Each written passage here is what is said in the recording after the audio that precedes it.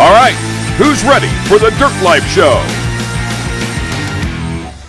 Yeah. Welcome. Thank you guys very much for joining us this Monday night for episode 96, man. 96. That's Axel Hodges' number, too. He lives in Southern California as well, but, man, I can't believe we have 96 episodes of this dang little show about off-roading. So thank you guys very much for joining us tonight. We have a fantastic show for you guys lined up.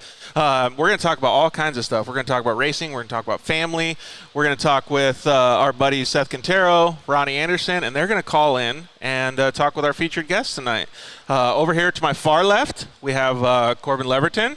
What's up, Corbin? Sir. Corbin is a professional side-by-side racer. He races for Polaris Razor along with a bunch of other sponsors. He's a championship works driver. Yeah.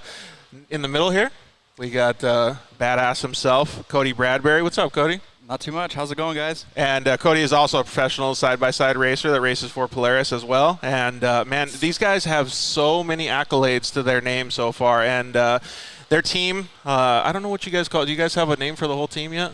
It's always just kind of been under CB22, but we should probably think of a name. I feel like I've thought about that lately. I feel like we could probably use a name, but I don't know. You don't do like one of those massive motocross team names, Troy Lee Designs, Red Bull Gaskets. You got to remember like 60,000. Like 4 sponsors. Yeah, it's like a whole sentence for just a team name. Yeah. Just do it something cool like Team Cactus Cooler. Yeah, originally we were Bradco, so originally we were Team Bradco. I guess we got to tell them that. I kind of like that. So, all right, so we're going to talk about all kinds of fun stuff. Thank you guys very much, like I said, for joining us. I'm Georgie Hamill. I always forget to say my name, so Shelby Anderson's cheering me on over there. One thing that I want to talk about right before we get started is it's your brother Lincoln's birthday today, isn't it? Yes, it is. So we should all throw a shout out and play some some applause for him today. Yeah, happy birthday, Lincoln. Stinky Link, 19. 19 years old already? Yeah. Dude, he's that much of a shredder on his dirt bike too, right? Yeah, he's hurt more than he's not hurt. But right now he's shredding the scooter around because he can't walk. So he's still shredding? He's shredding. Technically. Well, you've seen him on his 110, right? One-legged. Oh, my God, dude. Yeah. He's killing it on his 110. So anyways, you guys can join us on any of the platforms. You can join us on YouTube, not tonight on Facebook, but you guys can join us on YouTube, as well as Instagram. We're on Instagram Live. You won't get the full production on Instagram, but you'll be able to hang out with us. We're getting a bunch of comments and everything already, so keep commenting in. We'll try to get to all your guys' comments, but if we can't, then just keep chiming in there, and we'll get to it sooner or later.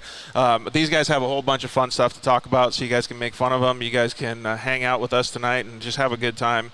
Like I said, we got Seth Quintero. He's going to call in a little bit later. Ronnie Anderson's going to call in. We'll probably talk some Texplex racing. We'll probably talk about some of your guys' wins in the Works Series, that kind of stuff. I think it'll be pretty cool because, man, I've only been to one Works race, and I liked it. Yep. And you guys will be able to educate me a little bit about that form of racing in the side-by-side. So I want to thank all of our sponsors before we get started with tonight's show. But before I do that, like I said, you can join us on all the platforms every Monday night at 5 o'clock. On Thursdays, we also have an Instagram live feed, so you guys can just check that out. That's just only on Instagram, but it's kind of cool. We call it the Industry Insider, so you can go over there and you can kind of get behind the scenes. Like it's pretty cool because there's information that a lot of people don't get to see, like in a normal post or something. Yeah. So, man. Like, we have every audio platform that's available. iTunes, Google, Spotify, Amazon, all those bad boys. So pick us up on any of the platforms that you guys have as your favorites. And let us know what you think, man. Give us some interaction with us. Hang out in our DMs, man. You guys have been doing such a great job. We really love all your guys' messages and everything that you guys are doing to help grow the show for us. The show is brought to you by the fantastic guys over at Shock Therapy. They have been part of the show since day one. Justin and his team over there do some fantastic stuff with ride improvement systems for your UTV. They can do your shocks, revalving. They have awesome steering racks for some of the cars like we have behind us, like the Polaris Razor, the Pro XP, the Turbo S. Obviously, they have Can-Am products as well. So go check some of that stuff out. The guys over at KMC Wheels, man, they have been a partner of the show since from Wheel Pro since day one as well, and we can't thank those guys enough. Ryan Edwards and Ryan Gaitis at EFX Tires, man, those guys have just been helping out so much, and we really appreciate if you support the brands that support us as well.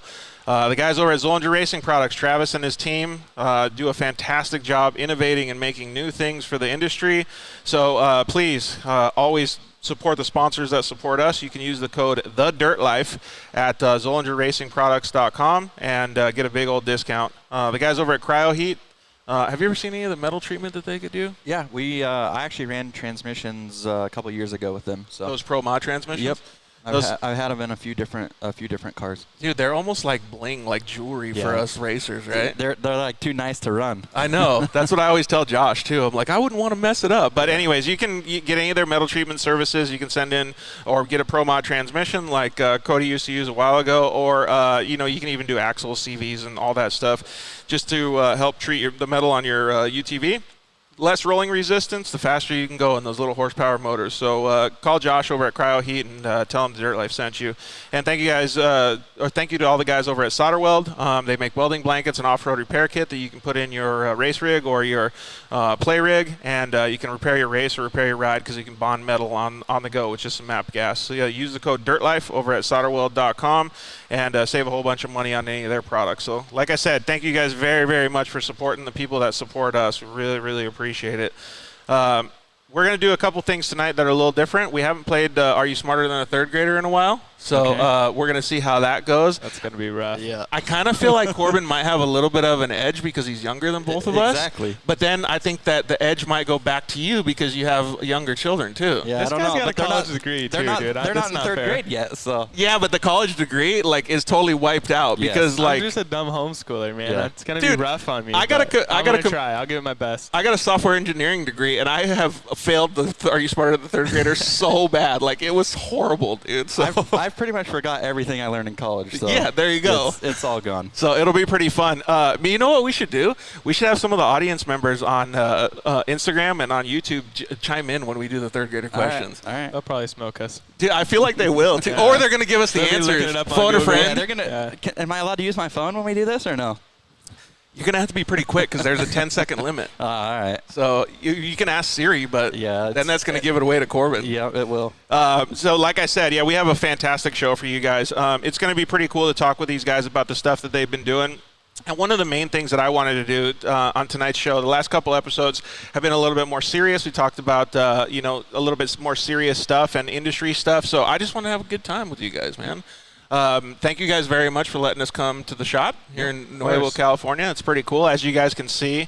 Is this a new race car behind us on the one that's naked right here? Yeah, this is actually Corbin's car. I have an identical one. It's actually not here right now, but these are the ones that we just finished. We raced them last round at Texplex, so they just got done. They're not powder coated yet, so they're a little bit of a pain in the butt to keep clean. Did you guys have to have a Scotch-Brite party on this one? Oh, yeah. Corbin got down. A solid day out there tweaking on it, but it looks pretty now. Dude, it looks good. The metal's looking pretty sweet. Travis Pointer just commented in and said he's not good at math, and but he's out for anything else. So he can really appreciate some of this, though, some of the fab work that was done on this. Who built this car for you guys? Car one. Yeah, they done right there in Lake Elsinore. He did everything: arms, cage, bumpers. So I don't know what you guys can see, how much you guys can see behind us here, but these cars are built fantastic, man. And then this is last year's race rig behind us here, the red one. Yep. She's for sale too. Someone need a good works car? It's all yours. Dude, yeah. Dude, try to sell her now. You don't even need Craigslist. You just use Dirt Life, dude. Let's start a bidding war on the live right now. Yeah, there you go. Here's some offers. I wish I could talk like those auctioneers. Super fast. Dude, 100, give me 100, give me 100, give me 100. How much are you going to sell that bad boy for? However much somebody's going to pay for it. Dude, it looks cherry still. It looks so good. It's in pretty good shape, honestly. So I was talking to OCD. We keep our stuff pretty clean. So. I was talking to you and Shelby before at the when we were kind of moving things around to get it set up for the show, and I was like, dude, did you race this thing? You're like, yeah, it's a year and a half old. I'm like, dude, this thing's brand new. That one's beat. You should see the one in the back. That's mine from last year. Cherry? I'm making a play car. It's only got I think it's got 10 hours on it is all it has. So. Oh, dude. Travis said, I'll pay you $1. You cover shipping. You need a few more zeros, but it's a good start. So thank you guys very much for chiming in and hanging out with us. We really appreciate it. I really, really appreciate, that's one of the things that I was going to say is, like, I really appreciate the cleanliness that you guys have. You guys have a lot of organization, and that goes a long ways when you talk about a team effort and racing in general, right? Like, I think we actually talked about it on your previous show that we had remotely with COVID. Yeah, no, there's a certain amount. Corbin's working on stuff at different times than I am, so if we're not organized and we don't know what each other needs to do, then it just gets all jumbled up and it becomes a mess. So there's kind of a lot of hands in the pot around here at all times, so we got to be pretty organized with everything. Yeah, and I was noticing that too. Like, you guys were having just some simple conversations over tacos, which we had before the show, and talking about stuff that's going to happen in the future. But everything is really set. Like, there's a director. There's like people that talk about what they're going to do. There's people that follow the rules. There's people that help out building stuff and driving to the track and all of the different things. And it's pretty cool to see that because side-by-side racing is pretty new. But there are some teams that are doing it really well, and there's some teams that are just going like ad hoc, and they're just kind of trying to figure it out. And you guys are one of the teams or the efforts that I see really being cohesive with all your design and sponsorship deliverables, and also with the way that you structure the race days and the practice days and the prep days and all of that stuff.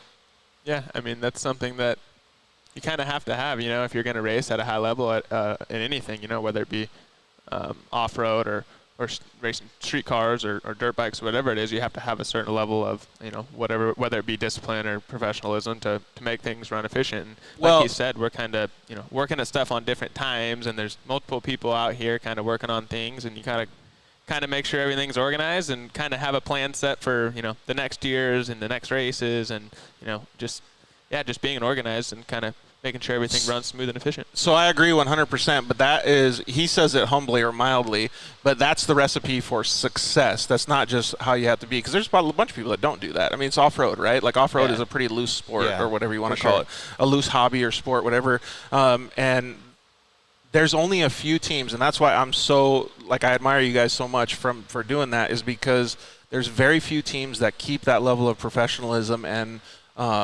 cohesiveness. I like to use the word cohesive because it's really what you guys do. I mean, from everything from your helmets to the outfits to everything. Yeah, no, I mean, really the only thing I think that we're running different this year is the second digit in our number and our helmet paint job. Everything else is the same. And I think that, sponsors, it's nice and clean. And don't get me wrong, there's some sponsors that want something else, and, we try to align ourselves with the ones that want to be represented the way that we like to represent. And it needs, I don't know, in my opinion, everything needs to match. And when you have multiple cars and everything, is not put together the same, there's kind of a lot going on. Yeah, it gets too unprofessional at that point. I forgot who commented in because the comment already passed us, but they said OCD overload for sure. Dude. I love that though. That's my mother-in-law. She knows me too good, dude. But that's like perfect though, because that's like, I mean, I didn't have as professional of a team as you guys do now, but that's the way I was too. Like, everything, there was a checklist for everything. There was setup sheets. There was setup sheets for past races, so we had a baseline. I ran it just like you guys do for like a professional motocross team would have. Yeah, and honestly, dude, like I think we're kind of just naturally more that way, right? We're not really like the party guys or the. Off-road is full of like a little bit of that, and then a little bit of just like, it's off-road, like we can kind of do what we want. And like we're kind of naturally more that OCD type. Both of us are, and not much are like partiers or wild. So both of us are kind of already gonna be that more clean-cut style, and we like all of our stuff to look the same. Like, and we try to put off that image because it's what we really are. That's us. Yeah, so exactly. We like to, like you said, like deal with the deal and work with the sponsors that want that same deal, Does it ever backfire and people are like, I don't know who's who on the track? Like, does your wife or anybody, like your spotter? Hates it. Yeah, our family hates it. Yeah, they're like, can you guys do something? Like, put a light on there, a different color or whatever. And actually, we do have rear lights that are different because this year, but yeah, no, it was a problem, especially last year with the cars being bright red and all that stuff. We'd come around the first turn, and one of us would be towards the front, and one of us would be towards the back. Seth Quintero says, "Drop the knee." Dude, hey, he's me. I always got my leg crossed. Leave me alone. So, no, he's ready for you to propose, dude. No, yeah. no. So what? So there's that. You want to talk about that? Early, huh? Yeah, had to bring it up right at the beginning of the show before you call in, jerk. Killing me, Seth. A little bit of a funny thing is if you want to look at the Instagram stories that Corbin posted and the Dirt Life Show posted, is Seth made fun of Corbin's girlfriend Shelby and said that she's going to get proposed to today. But we already talked about it before the show, and I was like, if an off-road guy proposes on a tiny-ass off-road show, that's a total fail for a proposal. Like, you got to go to the beach or do something cool. Like, come on. I love your show, but yeah, I would feel pretty bad. I think old Shelly would be a little mad at me. You got to do something elevated. We're just like. Yeah, now it has to be some big thing because she's expecting it now. But you're going to have to be there so you can get it on the show now. We're a ways away. Oh, ask Hudson. He always knows who's who. I don't know what that comment was directed for. Hudson knows it all. He's got it down. Pretty smart kid. So what are your kids' names, Cody? Hudson and Hayden. Yeah, so two boys, a 5 and 7-year-old. Oh, perfect. Yeah. Do they like razors? So the older one is all about it. He drives a 900 out here in the hills. No racing or anything yet. I'm trying to kind of push that back as long as I can. I know it's inevitable. It's going to happen. Yeah. But the other one, man, he's just full superhero kid. Like really? Completely different, yeah. In his own world at all times, shooting spider webs to just, I'm surprised you didn't get shot with any on the way Really? in. Like he just, I don't know. He rides a quad around a little bit and he has a Stasic that he rode and he rides bicycles, but he still loves the superhero stuff. That's pretty cool, though. I like the difference because they both can complement each other, right? They're polar opposites, Hudson is race life all the time. Well, because he likes what Dad does. Yeah, and he's honestly, I feel like he's a fan of any racing period. What does he do when he sees like RJ in his Pro Tour or something like that? He gets pumped up. Actually, Shelby took him over there. RJ gave him a tour of the shop and gave him a bunch of a backpack and hat and a bunch of cool stuff. So that was pretty cool. He was excited. I'm sure he was too shy to actually enjoy it when he was there, but he loves everything that he got there that day. So dude, the kid's living the dream. Yeah, no, he gets to do a lot. Travis Pointer said, "I proposed in front of my mother-in-law's trash can." Oh, please don't do that, Corbin. No, don't worry, Shub. I'll give you something better than that. All right, so the internet's going pretty good. We really appreciate you guys hanging out with us. Another thing that I was going to talk about was kind of on those same lines of the family stuff is you and your brother, did you guys have those same, I don't know, like polar opposites when you guys were growing up, or were you guys both like raised in the dirt? Like yes and no. Like I see a lot of similarities like in his boys and Hudson and Hayden, and I was kind of always, I don't know, always just more kind of had my deal set, you know, like I liked certain things I like, and Lincoln was that type like Hayden is. You ain't gonna tell him nothing. Like he's gonna do what he wants to do, and he ain't gonna do anything different, you know. Like I still think Hayden one day it's gonna flip and he's gonna love dirt bikes and love it all. Like Link is the same way, you know. Like you can never get him to, unless he wants to do it, he ain't gonna try it. But once he decides he's gonna try it, you ain't gonna tell him no. Like, he's doing it and he's set on it. So yeah, I don't know. Well, and they're so young, so it's like yeah, no, and I don't know. I'm not pushing him to it. I mean, I want him to, obviously, but I'm not pushing him to go that direction or anything like that. Regular sports is fine, anything. Just the superhero stuff, it's really weird just because, like, I mean, I was around Corbin and Lincoln a lot, you know, when they were little, and obviously now too, but they were never really like that, so it's just something completely new for like the whole group. It's funny. He runs around in a Spider-Man outfit and all kinds of stuff. Like he goes for it. I think that's pretty cool. He just don't care. He just doesn't care. It makes it so much, like, it adds a little bit of flavor to it, right? Yeah. And then so you know, like when, and I know the show's about you guys, but I'm trying to lay down a framework of you guys' lives and stuff like that. But you know that at some point when Hayden becomes a little bit older, if he does want to get into racing or into a side-by-side, he's going to be the creative one. He's going to be the one that wants like to have like a bright yellow car or whatever it is, like the flare. That's honestly, that's exactly how Lincoln is. And to be completely honest with you, Lincoln is hands down better than Corbin and I both. Oh yeah, way more naturally talented. Really? Than he does with hands both of down. us. Yeah. He showed up at what was it? Havasu last year. Hadn't driven a Razor in 3 years. Raced his little sister's RS1. It's a white one. Yeah. And the dude was running like second in the pro stock class and seriously hadn't driven in forever and ended up Rolled putting it on his side. Like, Really? With like half a lap or a lap to go. Yeah. So Just like, goes full pepper the whole time? Yeah, he's good. I mean, you've seen him on a bike, dude. Yeah. Like, he'll smoke kiss on a bike now. But, yeah, he's just going to do his own deal, you know? Like, it's cool. Dude. I wish I was more that way. He's more free-spirited or whatever you want to call it. But, yeah, way more naturally better than both of us. That's pretty cool, man. The only thing that I am concerned about here is my body's not doing very good, and it's mostly because of motocross. Oh, kid's done. I want Link to have like a long career, man. So we got to make sure that he stays. We should put him in a bubble, like everybody suggested me. Himself. Because you said he just broke a foot. Yeah, I think he shattered his heel or something. Just messed around in the front yard. In our front yard, dude. He never gets hurt doing the crazy stuff. It's always on his 110. So. Oh, really? Yeah. The throttle stuck on the 110 track in the front yard, and he just overjumped it. My wife called me. What, and he was like, weeded on a double? Yeah, he just like launched it to flat. It's always the little stupid stuff. Yeah, I was telling Corbin earlier, like, I have a big rod from the top of my hip all the way down to my femur. Like, dude, it's massive. It's probably, 10, 12 inches. Like, it's huge, and it holds my whole bone together. And for some reason, it felt like somebody's been drilling into the side of my leg today. Like, Yeah. It hasn't hurt for 2 years, and now all of a He had sudden. one of those. He had it. He actually got surgery again and got it removed. Got the rod out. I heard a bunch of people saying that. Is that like Yeah. a deal? Like, it makes it feel way better?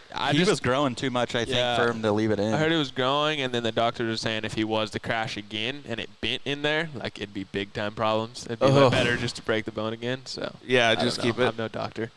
We've been saying that, bubble him up. Yeah, he needs it. Kid needs it. So if you guys were going to take a guess just between you two then, because Lincoln will obviously waste us, but who's a better guy at doing wheelies on a dirt bike? I got you covered right now. Maybe in his prime, in my he might give me prime, a for fight, sure, but me. Are you like 12 o'clock boys? You like 9 o'clock boys? Like, where are you guys at? See, I'm old enough to where 12 o'clock boys didn't exist. Like, so yeah, no, he's got me covered on wheelies for sure. I don't know. I don't even ride dirt bikes much anymore. I sold the big bike, but the 110 at least still. The Really? bikes, yeah. Are you 12 o'clock on the 110 then? Dude, I don't know unless I don't loop it out. We'll see. You smoke your tailbone? Yeah. I still think I got Cody covered for a while at least. You think any of the girls could beat you guys at wheelies these days, or you guys would have to step it up again? Don't even bring that up. Why?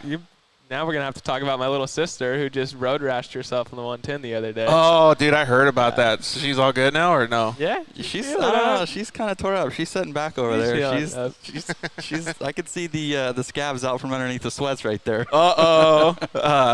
It's cool that you guys, like today, I went to the gas station here in Nuevo, and there was guys riding quads and razors down the street, and I was like, every day. I feel like I'm in Arizona. Maybe this is a good place to live. All times of the day, dude. All night. I mean, it's the boonies, but honestly, that's why we're here. I mean, I have a general that when I park my truck, like on the weekend from work, I don't even pull it out of the garage. I drive the General everywhere, anywhere in town. So yeah, he doesn't drive the General on any streets, ladies and gentlemen, at all. But yeah, so I was pretty stoked on it. But you guys can mob 110s and stuff around here too, because you guys are far enough out, right? Yeah. Yeah, dude. And honestly, like as long as you're not being an idiot, like the cops are chill about it too. Like as long as you're just cruising around, we went to El Camal, down to the taco shop. Yep. We always cruise down there on 110s and all that. It's most of the cops as long as around you're here respectful have the about it, stuff too.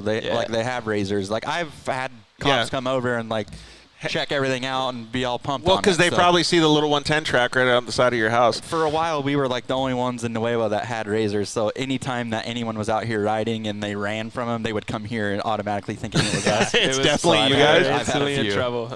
Yeah, exactly. I think it's pretty cool that you guys can do that. It brought me kind of back to my Arizona roots or whatever. You know what I mean? Like I thought it was pretty cool. We'll wait for Seth Quintero to call in a little bit right here, and we'll talk and see has he ever been over here and rode the 110 track with you guys? Yeah. He hasn't been over here in a bit, but yeah, Seth's always over here hanging out. All right, Seth. So if Recently, you're watching, try to join us right here, and then or I can actually ask you to join too if you can't get in.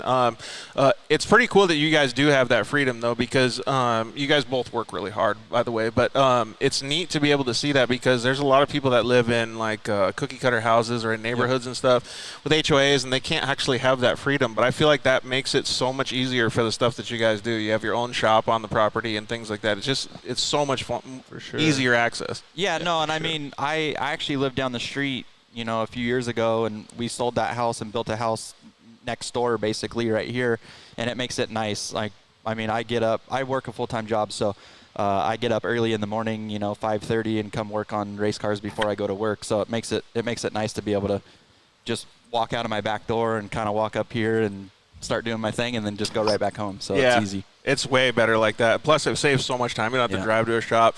Look at this big Red Bull guy on the line. What's up, Seth Quintero? What up, guys? How are you doing today? Good, how are you? Dude, we're firing on all cylinders over here. We even had Corbin actually was firing pretty good at before the show too. Dude, yeah. He lost his lunch. He got nervous. Yeah. Gotta love lime, dude. No way. I had the worst migraine for like the last hour and seriously threw up right before the show. And it wasn't because I was nervous. I don't get nervous like that. I promise. I had the gnarliest migraine. No, here's what it is. Listen, you were too nervous to propose to Shelby. Dude, yep. You got me. You got me, Seth. That's what you it got was. Me. I know. Hey, Seth, are you driving your car right now? Yeah, just working on her, and then I forgot I had to call in, so I got on the Give line us a like nice couple minutes background. ago. I was like, oh, shoot. Got to get in there. But, yeah. Jamie Bradbury says, I'm so ready for Shelby to be my granddaughter. My grandma. That's so awesome. Hey, so what have you been up to these days, Seth? Nothing much. Vegas stream's coming up quick, so been putting in a lot of work in the garage. Got that new shop. Been trying to slowly move stuff over to the shop, get the shop ready. But not a whole lot. Just been really getting the power out around here. Say, so you haven't been like you haven't had enough free time to come rip the 110s with these bad boys? Yeah, what the heck, those Seth? guys always show me up. Every time I go over there on a 110, they show me up, except for the wheelies. I'll cover them on the wheelies. I got them dialed. Yeah, Seth's got his wheelies down. I'll give him that. Get his wheelies down. Nah, anything that those two do, they're good at, and I don't get. So I usually don't end up coming over because I get jealous and frustrated that I suck at everything. So I just don't come over anymore. Hey, we still have to go golfing. I guarantee you're better at that than me. So. You guys are golfers? No, So I not at started all. last week. Really? And I played best ball with some friends at work, and I won. So Dude, I feel like that whole OCD thing is like a detriment. Like, it would be so bad at golf because, like, you can't be OCD at golf, can you? Like, what do you mean? like, because you have to be flexible because you're going to suck at the beginning. Like, you're going to be refuse so to hard on suck, yourself. though. Like, I'll no, just I'm continue terrible. until I get good. Okay. I don't know. We'll see. I still haven't gone. I've golfed one round of golf, and I don't know if you've seen it or not, but there was a video of us with the Millers. Really? I didn't we're see in it. Ski, Dude. yeah. Oh, go watch it. It's It's terrible. rough. It's so bad. They smoked us worse than Were they're you guys smoking us at Happy Texas Gilmore right in it now. like the whole time, or what were you guys We doing? were just doing was anything we no could to other get option. the ball off the Yeah. ground. Oh, really? That was rough. Seth, you think you got them covered then, or you think they're going to come up? My problem is that I like with golf, I'm so bad that I never ever want to play, so I never get better. So I don't know. See, I'm like the opposite, dude. Oh, Like, you're if trying I to up your suck- Like, if I suck at something, I refuse to suck at it, right? Like, I was go-karting the other day with Troy Adams. He's been coaching me a little bit, and, like, we were just trying to jump rope. I'm like, dude, I cannot jump rope. Like, I kept on I couldn't do it at all. I'm like, this is so terrible. On my way home, I bought one on Amazon. Like, I've been trying to jump rope, so now I can do it. Like, I just don't like sucking at something. I guess you're right. So Yeah. So my comment about OCD is working the opposite because now he's like totally focused Yeah. on it. Dang, it's I don't know, gift of the curse, whatever you want to call it. you have that same problem, Cody? Same problem. No, I've He's probably worse than me. Yeah, no, I mean, my wife can attest to it. I got home from golfing with some buddies at work on Thursday and busted out the balls and started chipping around my front yard. So I refuse to be terrible. Seth, I think you got some comp coming in, dude. Yeah, if I'm not like semi-naturally talented in something, I can just like when I can tell when I'm so bad at something that there's just no point in even Yeah. trying. See, you're just And smarter that's- than us. Yeah, no, that's golfing. I won't waste my time. Like, all right, I know I'll never be excellent at this sport. I'm done. Hey, so Chase over at Shock Therapy asked this question to Seth, but I'm going to ask it to all you guys. When are you guys going to enter the 110 X Games? Oh, dude, I don't know where my invite was. I'd have been there. Dude, Link should be the one that Link enters would've it, smoked though. him. Link would have smoked him. They definitely, there was definitely. I gotta don't know, stay some off two politics wheels. in there. I know. Two wheels isn't good for me. I'd like 2 wheels in the pits at the races, like just cruising is fine, right? Yeah, that's fine. Yeah, that's like my level of where I'm at right now, too. And somebody named the wife Quintero said, who can't jump rope? I don't know if Seth knows who that is. Me, But dude. Me. I can't do it. Can Amy, you I'm jump sorry. rope? I can jump rope, but I can't do like it's a double under? Is Yeah, that what See, it is? now I Double can do dutch? it. Now I can do I that. can't do Double those. dutch? Yeah, I can't do those, but I can jump rope decent. I just Really? started getting Yeah. the double like a couple of days ago. I've I been can jumping barely rope a walk bunch. now, but when I could walk, I could jump rope like a mad dog. I'm jealous. Yeah. See, I didn't jump I rope feel like bad. in elementary school. That wasn't my thing. I play handball, so. Oh, that's yeah, where you're at? Yeah, I didn't do jump rope. Handball. Wait, Seth, you can triple on No the jump way. rope? Sure. Sure. Let's see it. No, dude. I feel like that's a content thing that you got to put up now. Like if you're going to talk about it, you got to be about it, dude. The triple I would never be. talked about it. I just said double Dutch, but I'll claim the triple Dutch. Dude, I ain't worried about it. I feel like a triple Dutch would get you killed, dude. Like that's some freaking gnarly stuff right there. I'm going straight to the ground. All right, we won't hold you to it, dude. You can do double Dutch. We're proud of you. All right, so what's on the roster then? Vegas to Reno, you said? Yeah, I got Vegas to Reno coming up in about a week and a half. And then really the rest of the year is going to be pretty wide open with all the rally stuff, a couple of scrambles and little events here and there. So right after Vegas to Reno, I'll be heading to Washington, I think it is, for one of those stone scramble races. And then I come back and we go right into Laughlin. And then I come back, do some testing with PFG. And I don't know, there's a bunch of stuff going on, a lot of behind the scenes stuff going on. I know that the two sitting next to you got quite a bit going on. I'm talking to Corbin a little bit. So, yeah trying to really just keep my head on track and make sure I'm all good. That's a pretty busy schedule. Yeah, no, that's I don't envy that one. I think Seth is more busy than us, even honestly. Yeah, exactly. Well, he's got a lot going on, but I mean, look at his hat. Yeah, true. He's got a guy that tells him what to do, right? He's doing it big. But yeah, I think it's cool that he's got that much going on. One of the things that I want to talk about, I want to talk about side-by-side contingency later on in the show. But the best part about this is what I talked about you guys at the beginning, like the professionalism that side-by-sides in off-road are having now with teams like your guys's. Seth being able to be a Red Bull athlete in the side-by-side was phenomenal when we first got the news of that. Like the industry is growing to be something that we all wanted it to be, right? Yeah, I think honestly it's just in the early stages. I mean, I'm a moto guy at heart, so this is, and I wasn't around in the 70s, so that'll tell you what age I am. But I feel like it's how moto was 70s, 80s. Like it's early on in the beginning stages, and what we're doing, what Seth's doing, Mitchie, RJ, those guys, like what they're doing, it's propelling the sport to be at a higher level to get to where, what Supercross is now or something. Yeah, it's not going to happen overnight, but, you got to start somewhere. Yeah, I couldn't agree more. And Seth is on the forefront of it right now, and you can see, like, I don't know, let's just say 3 or 4 years ago, people weren't that busy in side-by-sides, right? Dang, dude, somebody racing NHRA over by your house, Seth, or what? Yeah, people are starting to figure out where my house is, and I'll just get like random San Marcos locals rolling by, just come and rip, because I live on basically a drag strip. It's like a 2-mile long, straight, flat road. Oh, and dang. So I'll get cars ripping by all the time, on the horn, just whoa, whoa. I'm like, all right, guys, this is Dude, the fly's just eating you guys alive. Like, yeah. Why I'm only one no, over here? I feel like I'm tweaking. Like, it's happening for me, too. Yeah, so we're going to all be Dave Chappelle today, just dude, like trotting out right now. Everyone's on there like, dude, is Corbin tweaking? Like, yeah. He's on rubbing his nose. Hey, Seth, so one question I was going to ask you is, do you have any funny stories about either of these guys that nobody knows about on Instagram? I don't think I have any funny stories, but I got lots of videos of Corbin. I have to pull out the Snapchat. I might have to bust those out. The best is I'll get like a 4 years ago today memory. We're all racing and work, just a bunch of little guys, and Corbin just doing the dumbest stuff with his nice little squeaky voice. So I'll pull a couple of those out. That's cool. Pull those out later. Yeah, Adam Grinder just commented in and said, yeah, it's the UTV stuff is kind of still. I mean, like we were in it 5 years ago saying it was at the beginning stages, but it really is, and it was kind of like jet skis were like when 650s first came out and stuff. And I agree with that. Just like motocross, you said, was early on. But it's cool to see that. Like, I really, really enjoy seeing the growth because, like, as much as you guys may not understand it because you guys just want to go and win, right? Yeah. But you're at the forefront of it.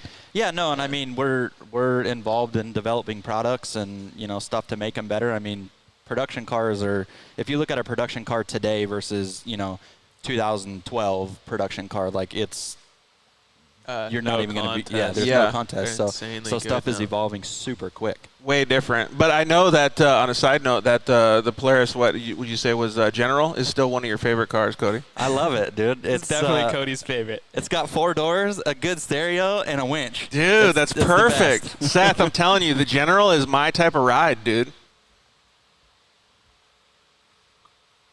Oh, we can't hear you. What I've been doing is those scramble races that I've been doing. What? What I've been doing is I bring a 2-seat long travel car out with speakers and opening doors to the races now. And like all the scramble races that Red Bull's been putting on, and that is the best thing ever. It's like see where Cody's coming from. I feel like I'm getting old. Don't do that, Shelby. I'm reading the comments and Shelby's out here calling me out. But anyways, yeah, the comfy car is definitely. You. Dang it! Dang it! She got me good. Next question. You deserved it, Seth. You deserved it. Hey, that's karma though. That's karma, right Seth, there. Seth tried to blow Corbin out earlier with the whole proposal thing on Instagram, so now Seth's getting smoked. Everyone needs to go blow up Seth now. Should I actually read what the comment was, I or think you should read it? All right. Hey Seth, who's this Demi that we're talking about here? One of my good buddies. Oh, I see. You're gonna do her like that, huh? If she's not watching, she's pissed. All right, Demi. Hi, Demi. We apologize if it sounded funny, but we appreciate you hanging out with Seth because he's our good friend and he needs some love. Yeah, Seth's lonely. He needs some love. So, anyways, talking about motocross and wheelies, you got them covered, obviously. Does that mean that if they have a pit bike race over here at the house that you're going to enter? Oh, looks like we might have lost Seth. So now he can't rebuttal about Demi. He can't even come back at it. He was at the pit bike race, actually. Did he actually race or what? No. It was he couldn't get hurt. Yeah, it was kind of carnage. Oh, dude. What do you mean carnage? Dude, it's all right, so like let's preface this a little bit. So, I forgot what you called it. Leaverton Boys had an event, and it was so it was like something during COVID, right? Like a get free of COVID thing where you guys can all come out and have fun on a 110 track. Yeah, it was like at the height of COVID. So it was like August last year, the middle of summer last year, when everyone was like lockdown, and I don't know. I don't even know how it really came to be. I think it was Lincoln's idea, to be honest. But yeah, we threw a pit bike race, and it was ridiculous. These guys, it was insane. How many people show up? Well, I think about 800. So he told me he bought 200 wristbands because it's next door to my house. Like literally, you look out of my garage window. Yeah, it's like in your backyard. Yeah. Yeah, it's right there. So he's like, "Oh yeah, I bought 200 wristbands." I'm like, "All right, yeah, that's fine, 200 wristbands." So these guys get this thing all set 200 up. people's a lot of people, though, dude. Yeah, that you would think it's a lot. That's what right? I thought to begin with. So they're like, "Oh yeah, we're gonna do this," and I'm like, "All right, yeah, you guys got it all figured out." Well, the morning of, I walk out in my gym shorts out the back, and there's people parked in the field next door. Whoa. Ready to go. The gates don't open until 9. This is at 6 a.m. So bad. And you're in your gym shorts? And I think that's the best part of the whole story. Yeah, no, they're ready to go, right?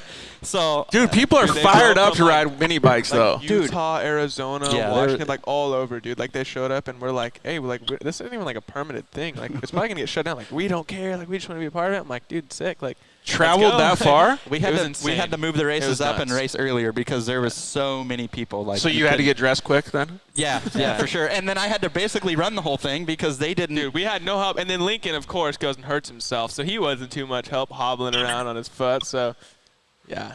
Dude, I would have loved to have lived here at that time because I would have come over and hung out too. It was nuts. You should. I mean, you'll have to go back and like find the stuff on my Instagram and watch the recap videos. It was. Seth went to it too. Yeah, Seth was there. He showed up. We're just talking about their pit bike. What'd you call it?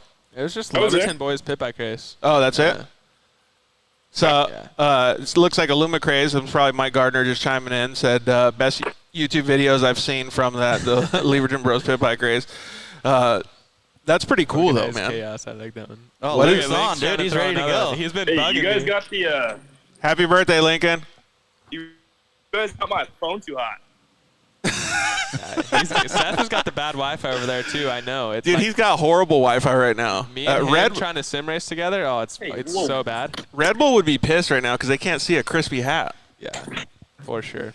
Dude, yeah. So happy birthday, Link! If you're on, we got you got your brother Cody and Seth all hanging out today. We already gave you a shout out saying that you could probably ride better wheelies than all of us on the call. He could probably do anything better than all of us. Have you seen the video where he nose wheelied a razor? Yeah, that's sucker. He looked like Monster Jam. Like you never saw How is that possible? I don't think so. so. Pull it up for him. Yeah, pull it. Am I allowed to go on Instagram right now? Yeah, you're allowed. How is that even possible? Try to use your 5G though. I don't know. Yeah, I couldn't do it. I mean, I was right behind him trying to do it at the same spot, and I couldn't do it. This dude, I don't know how it's possible. He took my dad's car. He looked like he was car. driving a Monster Jam.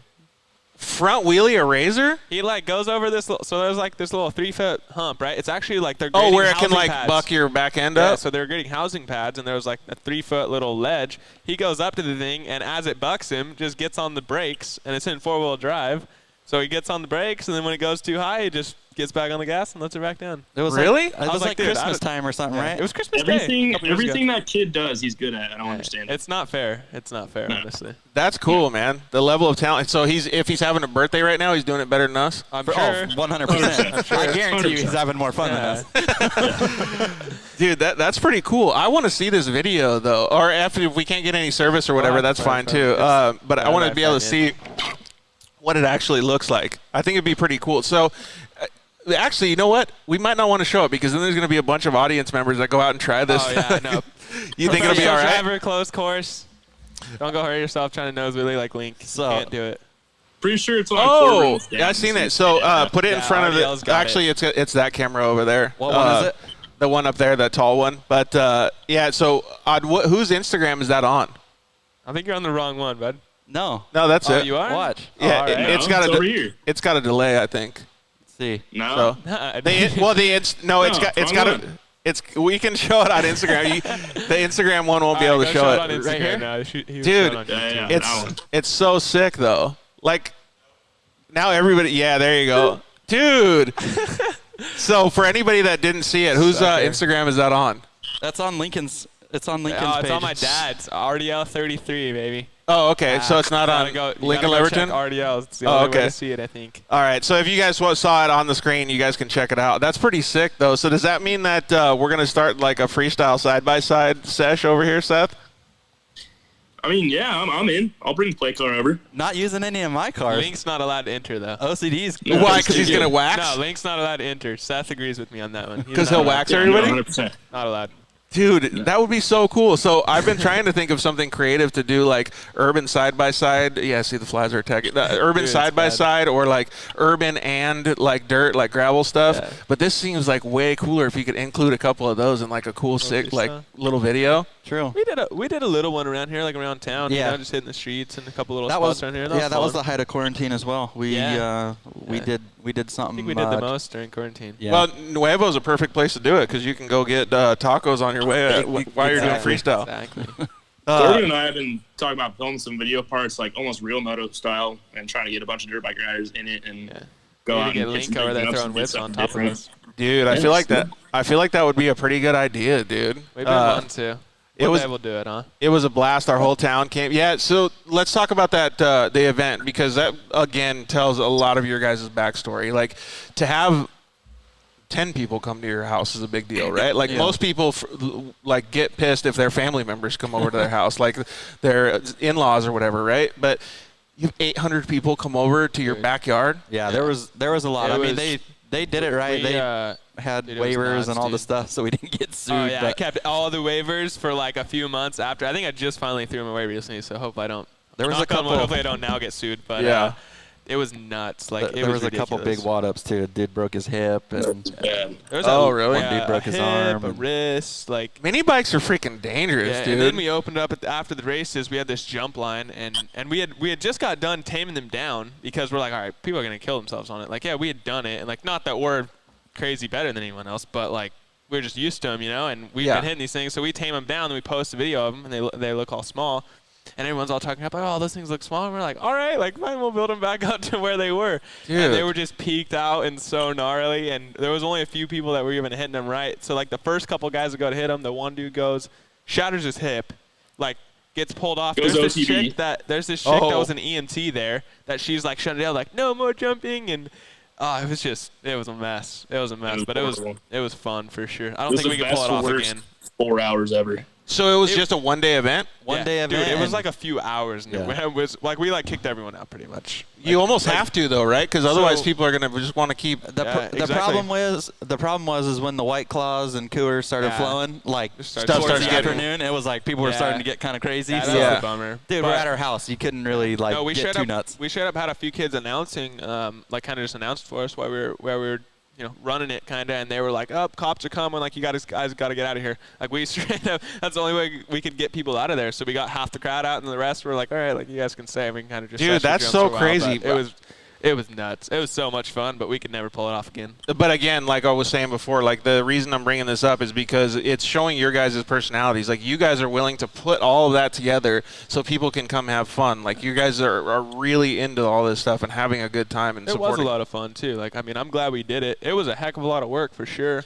I can't really take credit for putting it on or thinking of the idea. I guess for sure helped when it came down to it. I helped put it on the day of, but getting everyone there, I wasn't involved in all that. Caden Danbury commented and said the relay race was fun. Like, what was that all about? Yeah, Caden was there. Dude, a lot of people there. Seth, RJ, a lot of side-by-side boys were all out there. Who did the relay race? It was a team race. So what's that? You do a lap, switch the rider on the bike and do a lap. So it was like, 6 laps I think we did? Yeah, it was a few. Oh, dude, it was nuts. There was people throwing elbows. And really? Pure carnage. Yeah, it was nuts. My brother-in-law pushed me in the front of someone. I got smoked by a set of handlebars right in the face. Oh! We got a swing arm to the back of the helmet. Really? Yeah, it was nuts. It was fun, though. Did you enter that race, Seth? No, I wasn't. I told myself I wasn't allowed to race it because I knew I'd get hurt. Because I had some big race like right before like the weekend after. I was like, there's no way I'm going out and racing all these fools and just smoking myself. So I didn't want to have this conversation because I knew this would come up, but everybody says that you should have another pit bike race. Dude, everyone. Lincoln's been bugging me about it, too. I'm like, dude, there's no way we're pulling that off again. Like, it would so get shut down. Like, you know when you do something lucky. like so good one time and then you try to replicate it and it's not the same? Yeah, dude. I mean, it's like Fast and Furious, you know? Like, they had a few good ones. Fast and Furious. Come on now, dude. Himself. Like, come on now, you know? How are you going to compare it to Fast and Furious? Yeah, I mean, that's... Hey, Seth, did you know that Corbin just got a new car?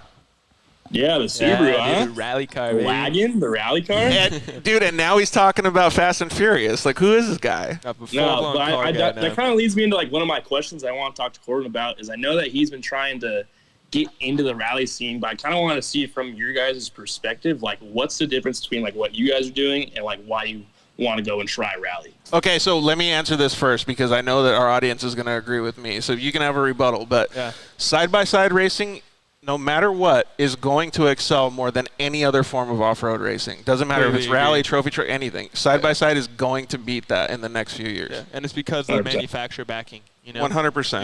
You have people like Polaris that have been so good to us and Seth as well. And then even, you know, you got to have respect to Can-Am and the few people that are coming in, even Honda now. So the manufacturers backing it is what allows us to be able to, you know, someone that doesn't have a ton of money to be able to go out and race and now even, you know, and I think it's more, too, of, like, the size of the vehicle, right? The audience that you can get. So you could, like, if someone can pull it off and put these things in Anaheim Stadium and you do a main event of 15 dudes, it's going to be pure carnage. But you're going to be able to see it all. Like, it's like you could do Mickey Thompson stuff. Someone's got to do it. They're small enough to be able and fast enough to where you can, you know, cram a bunch when somebody has a little bit of money and decides to do stadium super trucks with side-by-sides, it's going to actually, like, really take off. I mean, I personally think so, not just because I'm in side-by-sides, but it's kind of chaos. So. Well, I don't disagree with any. I know Seth is on board with this too, but, like, me being the guy that's out of racing now, I want a Polaris, what do we just call it, the General? Yep. I would want that, but I would want to see everybody else. Like, dude, there's so many guys that were, like, dirt bike guys. Now they're with their wife and the kids and stuff. They go and get a Razor, and then they watch the Razor racing because they have a Razor. Like, there's so much transition and so many people. There's so much connection to it, I think, between, like, the consumer and the professional, whatever you call it. And there's a million bro dozers out there, too, like, everywhere, too. But their connection to a trophy truck is still so far away. Exactly, dude. And I think, too, I mean, you can go to a dealer and you can finance it, right? So you can't really just go finance a trophy truck. I mean, I know there's crazy loan companies out there that, you know. There's very few people you can pretty much do anything. But it also takes a certain caliber of driver to be able to drive a trophy truck as well. Yeah. Like, anyone can, and I guess not anyone, but a lot of people can just hop in these things and go pretty decent and finance it. You know what I mean? You can make a monthly payment and, man, they go super good for what they are. Like, dude, they're honestly. Oh yeah, the capabilities, too good for, like. And plus, even if you race it once and you just want to dip out and you're just over it, you can just go back and go on the trails. My car in the back there, you can't really see it. That one's getting converted. It was a race car. It's getting converted back over to a play car with 2 seats, and I'm ready to go use this to just play in Glamis and stuff again. Dude, I'm into it. So Travis said, UTVs replace dirt bikes, quads, all that stuff. I can't see the comment anymore because it's going away. But, it's affordable and, well, semi-affordable. And I just think it's so cool. And, we always make fun of the guys like the Dune guys or whatever, and there's always that one dude that's faster than Robbie Gordon in your campsite, right? But that's exactly why the industry succeeds, is because everybody's got that level of hype. Yeah, no, people are just pumped on it. I mean, it's just so broad too, So many people can appreciate it and go have fun doing it and stuff like that. Even like dirt bikes are very affordable and stuff like that, and anybody can do it. But still, it's like not as big with women, or it's not as big with like an older dude or something like that, because it destroys your body, and like it takes more talent than it does to hop in a side by side, just straight up. So like, there's just so many people, and there's such a big variety of people that are already in it, and I think they're just going to continue to bring more and more people to it, that it's just super cool to see, and it just helps the sport grow. Yeah, I agree 100%. So Grammy Betty says your last trip to Glamis didn't go so well, Cody. Yeah, that was, it'll be 2 years ago this Was Seth October. on that trip with you guys or no? Were you there? You were there, right? I think there. he was there, but he wasn't with us. I ended up crashing on a dirt bike and breaking my T5, T6 vertebrae, broke my sternum, got taken to Brawley. Actually, Shelby drove me from the dunes. Yeah, we threw him in the Razor, actually. Yeah. From the dunes See, to they're the so to versatile, the they can be an station. ambulance. Yeah, dude. That was a rough go, and then I ended up getting 3 plates and 16 screws in my sternum. So it's fun. The dunes gets to everybody. Dude, it really does. Hey, I have a question, but before we ask my question, I can't see who that question is from. M. Dugan or something like that. Tells Shelby she needs to race. Dunnigan. Oh, Dunnigan? It says that Shelby needs to race at Texplex. That would be pretty cool. Dude, we've been talking about it. She's going to have to hop in one of my rigs here shortly. And dude, I want to at least do some laps. I want to talk about Texplex, too. Seth, have you ever had a chance to see that place? No, I haven't. I mean, I've seen it plenty of times, just kind of over Instagram and YouTube and stuff like that, but I haven't had a chance to drive it or go see it. It doesn't do it justice, dude. Like, I got to just cruise it like in a media car or whatever, and I got to see some of the stuff. And you got to respect the stuff that these guys are doing, because there's this one Daytona turn, dude. Like, it is so fast, and you have to hold your line so good. Like, it's almost impossible for the side-by-side guys to execute this perfect every time. It would be cool for you to go out there and have some fun. Been trying to get to come out there. Yeah, I think I'm going to be coming out there like in the next couple of weeks, but like that, I don't know. I haven't driven short course in a long time, and those short course fools nowadays are to the point where I don't even want to go and try to compete. You guys are so gnarly nowadays, and your rigs are so crazy that it's like, if I'm going to have to go out and try to race a Texplex race, I got to be full bore, ready to go, build car. It's like, you guys are on another level compared to what we were doing a few years ago, and it's cool to watch short course progress like this, because it was going downhill, in my opinion, for quite a long time. I'm sure a lot of people can agree with that. And now it seems like in the Midwest and where you guys are at, it just seems to be picking up slowly, and well, actually not very slowly. It's really going pretty rapid, but it's rad to see that side of the sport come back around, because all we had for a while was definitely reviving. I couldn't agree more. That's like one of the best things about it, is like there's so many people. Like when I went to Texplex, and I want to talk about this later, but like there was like 200 dudes out there, and now there's even more. Yeah.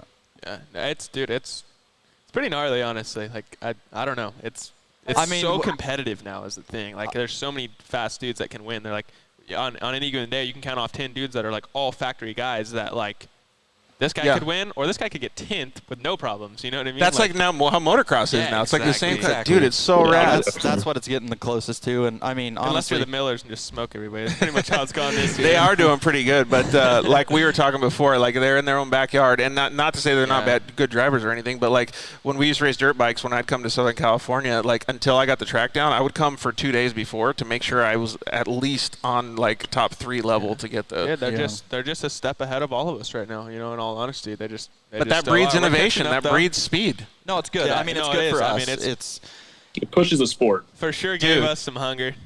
100%. Get back to work and figure it out how to go beat them. Chase Carr was saying that, Texplex is rad. Hey, so the question I had, Seth, is coming from being a youth in a Polaris Razor, what do you think about that little 200, dude? I kind of want one. I think it's pretty cool. That thing, from where it was when I first started racing, I don't know, 7 years ago now. How old am I? Anyways, however long ago, 2014, 2015, when the Razor 170 first came out, to watching all these kids building center seat 170s and titanium frames and 250 mod motors, but like to see that even Polaris is interested in the youth still and wants to do so much with the youth that they're building and innovating the 170 and turning it into a 200, is really rad because it's like there's such a large disconnect from the youth and like professional racing, in my opinion. I mean, not necessarily. There's of course those select few kids that are making it through, but it's like that's where I like to try to come in.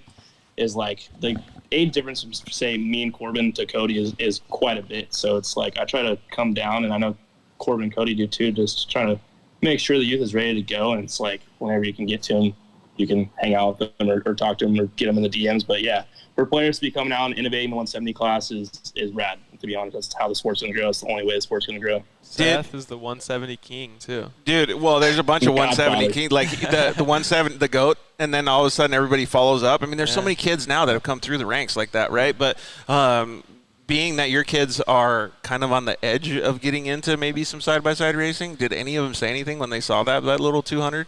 I haven't even showed Hudson yet, and the reason I haven't showed him is because I'm gonna have to buy one. Have it. Yeah, that's gonna be on the Christmas list. Hey, can you think about how cool that little 200 would be if these guys set one up, Seth? How sick would that be? With those guys' style, it looks so gangster. That's what I'm saying. Oh, what I'm thinking is might have to make a little phone call to Polaris. And back in the day at Camp Razor, we used to do the Celebrity 170 race. Oh, that's when Travis Pastrana and all those guys had their neck they had their neck sticking out the side. In banana costumes. So I'm thinking that all the top dogs need to get together and get a 170 race going. Dude, I still just remember how I'm down for that. Let's make it happen. RJ. Like they were trying to kill the poor guy. He was too tall to sit in there. RJ's sticking his head out of the way. I'm like, dude, you're trying to kill this guy. Your neck's gonna break. I think that would be cool though. Like, what do you think about a $200 contingency for the $200 or for the 200cc race winner? I'm down. Dude, let's do it. I think that would be so cool, man.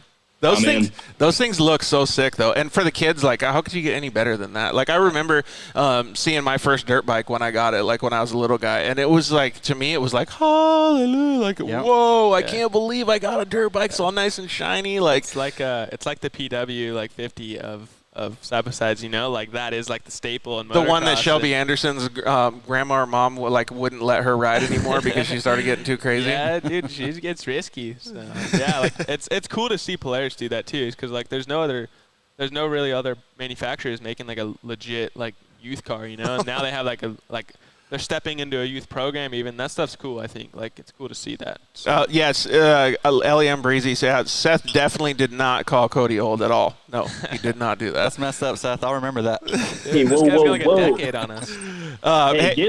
Staying on the 170 topic, I think, like, what's cool is, like Corbin was saying, how there's manufacturing companies and Forward Parts stepping in and making youth teams. And what I think would be rad is if, like, one of these days we could work into our contracts or do whatever to the point where this is where I want to be. Like, I want to be to the point where I could have 2 170 kids on my team to where I have people back in their cars and stuff like that. Yeah. So, I don't know. Just, like, I feel like there's a lot that needs to be done with the youth, and I can't wait to watch it grow. It's the only way. It's even something like we've kind of talked about, like, trying to have, like, a kid that we kind of, you know, like mentor or kind of, like, is pitting under us, you know what I mean? Like, having a maybe, like, yeah, you can't help everyone. You can't have a bunch of kids. But, yeah, like, having that 1 or 2 kids that has really shined. Like, well, you be look able at to pit out of your same pit and learn the things with you. And like Star Yamaha or any, like, Geico Honda, they had it Team for a Green. while. Exactly, yeah, Team Green, like, they pick kids up young. And, I mean, most of the time they stick with that brand all the way through until they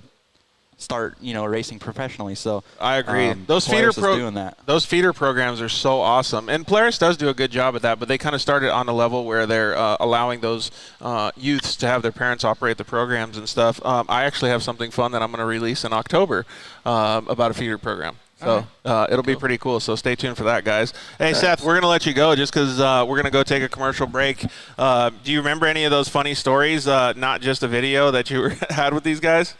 No, the only thing that I remember is how nuts I thought Cody and Corbin were, because I think Corbin had always been a class or 2 in front of me and Cody too. And I just remember, like, even at TAF, watching them at the step up. I'm like, in my little 570, they're in the big cars, hitting the big step up. So, no, I don't really have any memories of it, of, like, us doing any dumb, weird stuff. We were definitely those kids at the track that wanted to have a good time. But I really just remember, I know it sounds super cheesy, but just kind of looking up to those guys, even though Corbin is only a few years older than me and Cody's only another few years older than me. But yeah, nothing really too crazy. It is pretty cool, though. And, dude, he keeps giving you with the jab, dude. He's getting me, too. You're like, what, a year younger than me? You got like 2 or 3 on me. Age on me. I can a agree with what backhanded he's saying, compliment. though, because, like, even when I go to the track nowadays, like, I'm a fan. I'm older than both of you guys, but I'm a fan of the sport in general, right? And when I see people doing the program right, I see people hucking these jumps. I see people working on their cars. I see people have a professional attitude, like all three of you guys. Like, it's really impressive to me. Like, I look up to that, you know, and I've been through it. So I think it's really cool, like, to go along with what Seth is saying. Like, it's so good for the sport.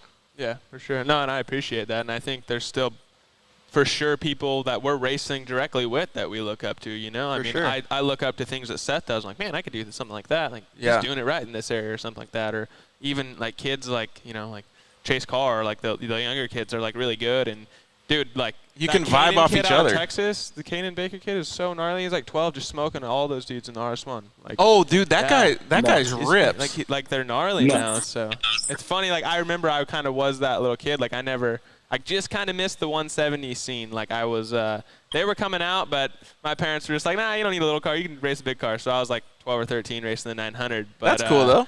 But, like, I just think whenever I see, like, the younger kid in the bigger car, you know, I'm always like, all right, that kid's cool. Like, you know, he's getting it. Saying I wasn't cool to you? Hey, he tried to say you guys are old, so you fed him back one, huh? Yeah. Hey, me and Yeah, Lincoln used to sucker. get down in the 170s together back in Yeah, the day. Link was. Lincoln was my him and main Seth rival. always. Yeah. I do think it's cool, though. Do you guys still go by the motto? Like, I was taught in motocross that no matter what, like, you always have to keep a level head because there's always somebody better than you. And I feel like that's kind of what you were just saying, because the kids coming up are obviously going to be better than any of us sitting here right Yeah. now. Like, I'm only 20 years old and I already see it, dude. I'm already like, dang, these suckers are gonna. It happened to me. I mean, it happened to me with him. I mean, he started way younger. I mean, I didn't start racing a side by side until I was maybe 23, 24, and then he started at 12, I think. So Yeah. he's already, you know, he started a year after I did, but he was able to, you know, excel well beyond even where I'm at now. Like, yeah, there are certain things that I do better than he does, but he does a heck of a lot more better than I do. Just he's learned it all. He's grown up in it. And it's just like cheating, dude. When you're so around it as a kid, you know. Like, I felt like I was cheating compared to these older guys just being bred and like you're just around it, submerged in it, and you gain all this knowledge from, like, me personally, from him and then the people I was around, and I just see the same younger kids. so that doing the actually same brings thing. up a good point that Seth can go along with this too. But like, before we go to commercial break, everybody always asks on the show, like, how do I get into UTV racing? How do I get into off-road racing? Like those same general questions, right? And the answer is always go learn first before you even get a car. Like, go support a team. Yep. Go just help out in the pits. Like, if somebody came up to you, a kid or even an adult, and said, hey, you know what? Do you guys need any help this weekend? And all they did was just wash plastics or spray off the car or something. You guys would be stoked. Oh, for Heck sure. Yeah, we can use it. Anybody who wants to come help us Anybody. out. And those types of things are the milestones that make you into a good racer, because you get to learn from the best, right? You get to learn from the teams that are executing successfully. Yeah, No, you're and that's, just I mean, around it. when I started racing, I showed up and there was a few teams that, you know, did it way better than what I was doing. I mean, I was doing it on a flatbed trailer, like, to start, and I just watched how they operated, how they did things, and, you know, tried to pick up the good things that they did and not do the bad things that they did. So, you know, just paying attention is helps a lot. Yeah, that's I just agree. life, man. You just learn from people around you that are doing something better than you, you know? Yeah, exactly. But it's cool. And, so, Seth, I appreciate you giving us a buzz, dude, and hanging out. I know you're a busy guy, man. Keep that Red Bull hat nice and clean, boy. Will do. Thanks, guys. All right, Later, homie. Seth. We'll go golfing soon. Later, man. All right, we'll see you. So you guys want to go to commercial break? Sure. Come right back. All right, so Instagram people, we're just going to be walking around having a little bit of fun, getting a drink. But if you're watching on YouTube and Facebook, we're going to commercial break. We'll be right back.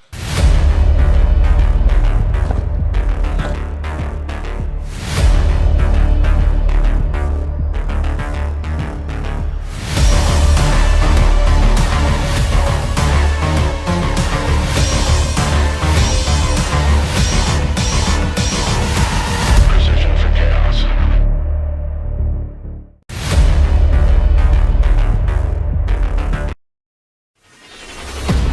You ready to test these tires?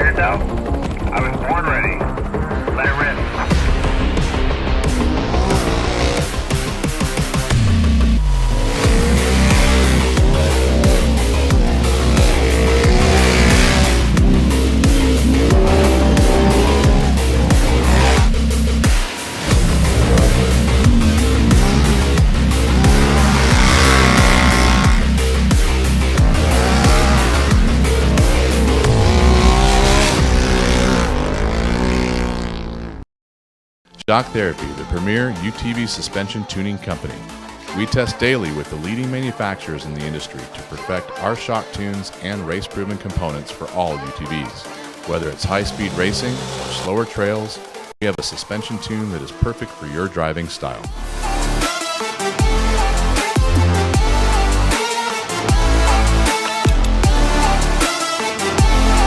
Visit shocktherapist.com to improve your ride today.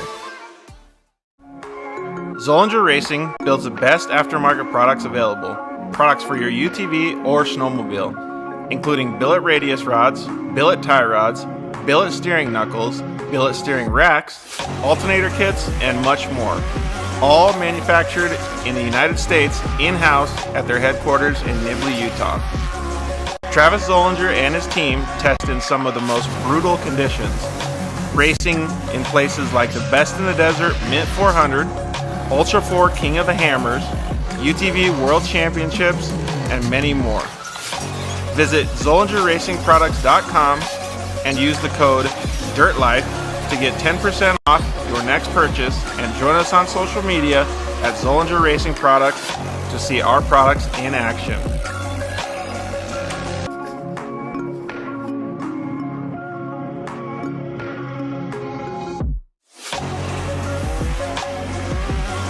Zollinger Racing, the best products, period.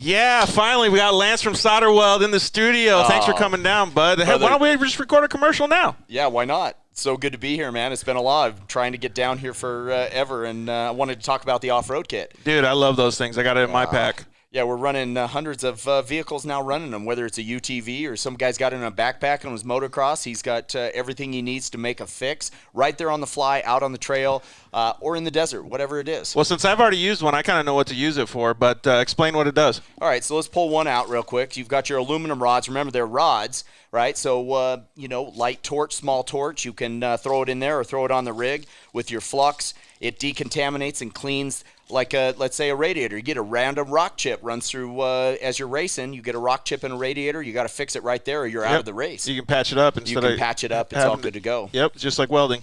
Yeah, also as well with that, you've got a brake line fix. So with your flux, you can fix a brake line, stainless steel, and then your hot block, heat absorption putty. So it keeps you from getting burned, number one, as well as keeps the heat from traveling. So it's really nice. I've used this not even to fix anything, so that stuff works so good, man. Listen, it's easy. It straps in nicely so that you have everything you need in one little place, and you don't have to carry a big bag in it's like a first aid kit for your vehicle. Yeah, chase trucks have it as well, so that if they need to make a fix on the fly, they can get it done and get it done quick and get you back in the race. Dude, those things are so cool. All right, so it's at Solderweld on Instagram, Facebook, and solderweld.com.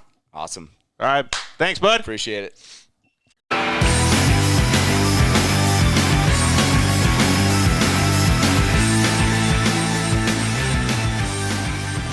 Yeah. We are back. Thank you guys so much for hanging out with us on episode 96 of the Dirt Life Show. And, man, we're really just stoked to have you guys just joining us. It's awesome that you guys are giving us so many comments, so much feedback. That's exactly what we want. We love the interaction on the show. It allows us to give you guys feedback. It allows you guys to make fun of our guests. It allows us to have good conversations. It's really, really cool. So please keep commenting in and hanging out. Seth actually just hung up with us, but he said any other forms of racing that you guys would like to get into? Seth knows. I talk to him about it all the time. Rally. You're going rally? Rally. Yeah, stage rally, world rally, any of it. Like, I just love all of it. Like, what he's doing out in the car and stuff like that is sick. And, I've obviously, like, the top is, like, a rally car and, like, real Cody, stage rally, but I feel like we should ask him to get more detailed with that, though, because, like, rally is just a form of racing. It doesn't talk about the vehicle. Like, you could be on a dirt bike doing a rally. Yeah.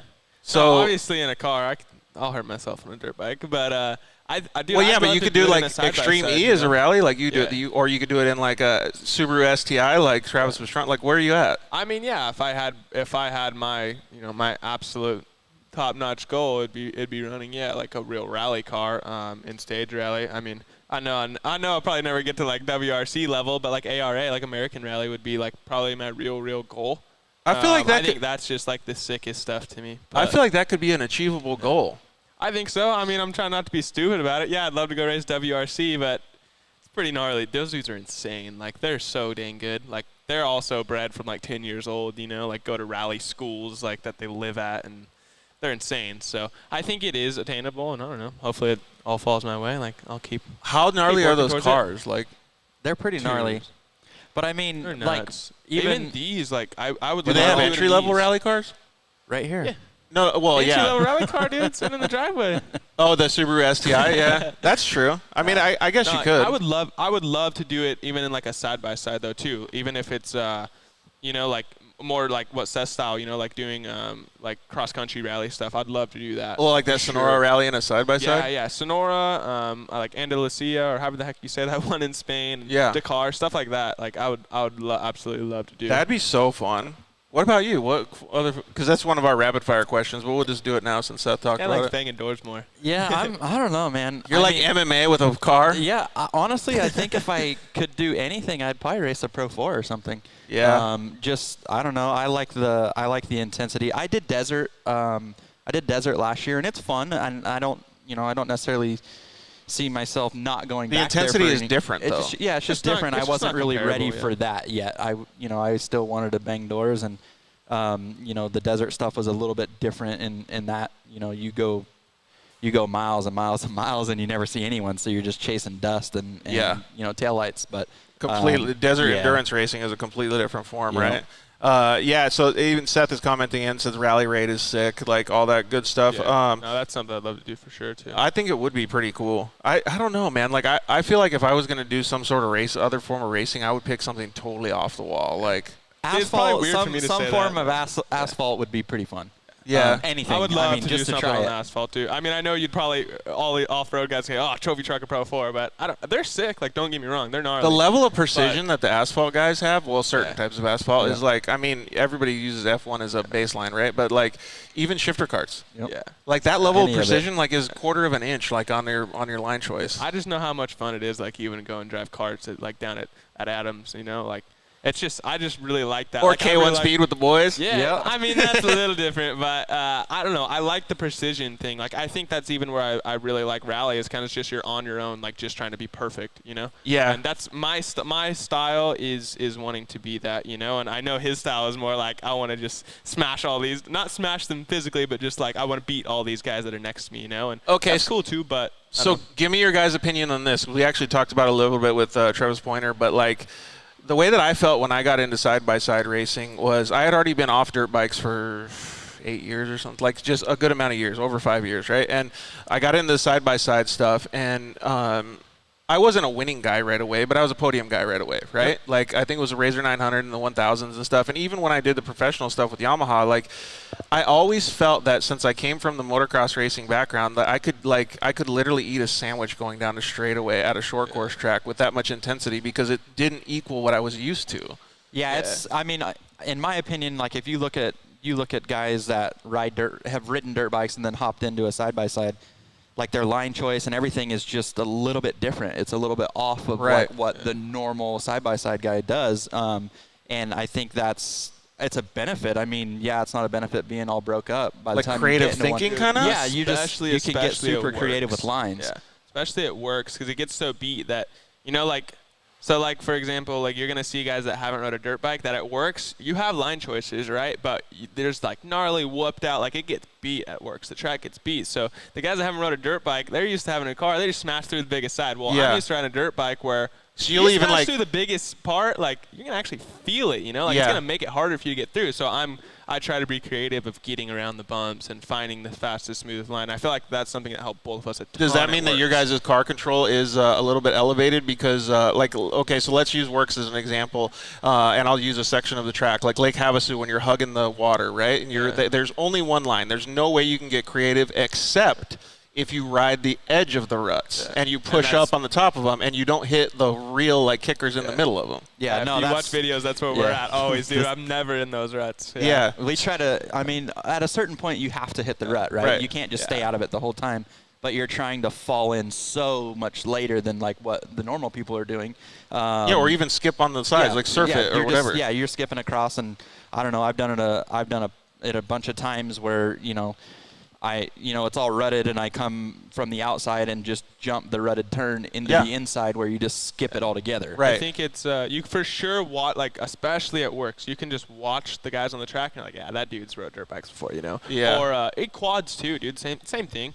Bo Barron, he's super good at it, and I mean, obviously he still rides quads and because he's a dirt quad bikes. I don't know. guy. I think it matters less at Texplex just because Texplex is more of like just super precision and it's smoother, so you're used like there is kind of only really a couple fast lines, so you're kind of stuck with it. So I think like something like racing go-karts or asphalt stuff would help you a ton at Texplex just because the amount of traction is insane. So let's talk about that too. Well, Chase Carr said, are you guys ready for the a 12-hour Texplex race? You got a car for me? If he has his car ready for us. Ooh, that's what kind of car do you have to use? You can't just use one of the normal cars? You can do whatever. You can. The fuel mileage is kind of a big deal, stopping for fuel. So less power actually helps? It's, if you or can less get by, tune? Yeah, if you can get by with a little bit less horsepower, I think it's better. Or we throw a big old tank. In 12 hours, you have to switch, guys, or you have to do it yourself?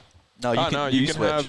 You can have up to 3 dudes. Yeah, I think? 3 drivers. 3 or 4, something like that. All right, so let's talk about this a little bit, like in 2 different subjects or 2 different paths that we're going to talk about this. Like, first of all, Texplex. So when I was there, I only got to see 1 day of racing. Yep. But the amount of precision that it takes to get around that track, like what Corbin was talking about, is completely different than a Works track. And I guess it's a little similar to what you would do in like a Lucas short course track or a Midwest short course, because you have to be really precise, like inch out of your line is going to cost you a little bit. But I remember seeing both of you guys. I think you were actually in RS1 at the time. You were in a turbo car. But going through that Daytona turn, there was 3 different ways to execute it. Some guys were just rolling the whole thing, keeping a lot of momentum around it. Some guys were squaring it up at the beginning, then shooting down. And then some guys were just coming into it like balls to the wall and then just fading up and then having to cut back down. But all of those were, I don't want to say good, like, because I know what I would have done and keep the momentum the whole way around it. But how is it when you're actually driving? Like, what's the best way to go through that from a motocrosser's perspective? I'm always a guy that enters high and exits low. That's my thing. That's how I've always done it. Texplex for me has been a little bit weird just because I like super rough and big bumps and all of that. So and you don't get quite that much? You don't. Oh, so you're the Glenn Helen at the end of the day motocross guy? Yes, that's me. That's what I like. It kind of just varies too. I mean, corner to corner, and it depends on if there's people around, Like I'm the king of entering high and slow and being on the gas super early and exiting fast and exiting low. Like go-kart style kind of. That's exactly where I was watching when you guys came out of that corner. That's my style. That's the way I love to drive. Well, you can't do that if someone's right behind you. You're going to get cleaned out. Someone's going down the inside of you, So that also changes, and that's a tough thing about Texplex is there's always dudes around you. So what I like to call your, qualifying line of the fastest way around the track isn't always the fastest way around. When you got guys, breathing down your neck, you got to protect a little bit more. So then it goes to where you have to try out different lines in practice and stuff like that and see what is going to, like this is my fast line when I'm away from people, but all right, what about when people are all over me? And I guess line choice changes during the race too, right? Like, for sure. Because the track dries out or has moisture or whatever. Yeah. Ronnie can attest to it too. Ronnie's super good at that kind of stuff. All right, so we got the man himself, the myth, the legend, NOS Energy's Ronnie Anderson. What's up, buddy? Ron Dog. What's going on, guys? How are you, homie? Oh, pretty good. How about you guys? Getting ready? Trying to. We're always getting ready. Well, you can see our car in the back is really ready. Yeah, I'm ready to go, Ronnie. Look at that thing. That looks good. Hey, thanks. My two look the exact same way. Oh, really? About how it goes. Oh yeah. And we got like 3 or 4 weeks. We're dialed. Hey, but I think I don't think you had to have as hardcore of a Scotch-Brite party as Corbin did over here, because this thing's looking fresh, dude. Yeah, luckily I'm all powder coated, so I don't got to do much Scotch-Brite now. Whew, I bet you were jealous when you were yeah. freaking getting arm pumps scrubbing this thing. Huh? Ronnie's cheating. He's got powder coat. Hey, so thanks for joining us, Ronnie. We really appreciate it. One of the things that we were talking about right now was Texplex. So maybe before we get into how your guys' Texplex season has been going, because we want to talk about that, but maybe you can kind of tell us the difference between like a normal short course track compared to what a Texplex track is. Yeah, like Texplex is super technical and has a lot of different style corners. I mean, they have off cambers, hips, big bowl turns, and normal short course style tracks are kind of a lot of the same corners all in one track. So all very same banking and everything like that. So Texplex, you got to be kind of on point for a lot of more of different aspects on the track. So it's really cool. Like I always say, it's more of meant for a UTV. Than most other short course style tracks. So that's what makes it really fun. And would you guys relate it to like in between a short course track and a motocross track, or how would be the good? Yeah, is that a good way to? Pretty much what I'd say. That with way more hard pack, way more traction. That mixed with the circle track. Yeah, like Speedway. Yeah, exactly. Like it just gets super blue groove. It's like pavement, dude. It's insane. I keep going back to that Daytona turn because that was one of the most impressive things that I saw, because everybody's hauling ass around that turn. But at the end of that turn, because it's so big, at the end of that turn, you could make up a quarter or half a second. Yeah. In just one turn. No, there's a lot of time like to be gained and lost just in one lap around that place. And it's a really big lap too. You know, it's like a 2.5 minute lap, so you have to like be on point to remember it all. Yeah, that's kind of what I was thinking too. Like you have to remember the track like a motocross national almost. Yeah, and they switched up every round too. They throw something at you. Sometimes there's a joker lane, sometimes there's not. Sometimes they do a midway caution, sometimes they don't. So it's kind of cool. I mean, we all hate it, but in one sense, but in the other sense, it makes for good racing. Yeah, so. exactly. We got 1J Bald said, "Smile, Ronnie," and then Mini Turbo later. I don't know if that's a comment to Ronnie, but it says, "Me, the kid from the Mud Nationals." Yeah, Mud Nationals is badass. What's going on, dude?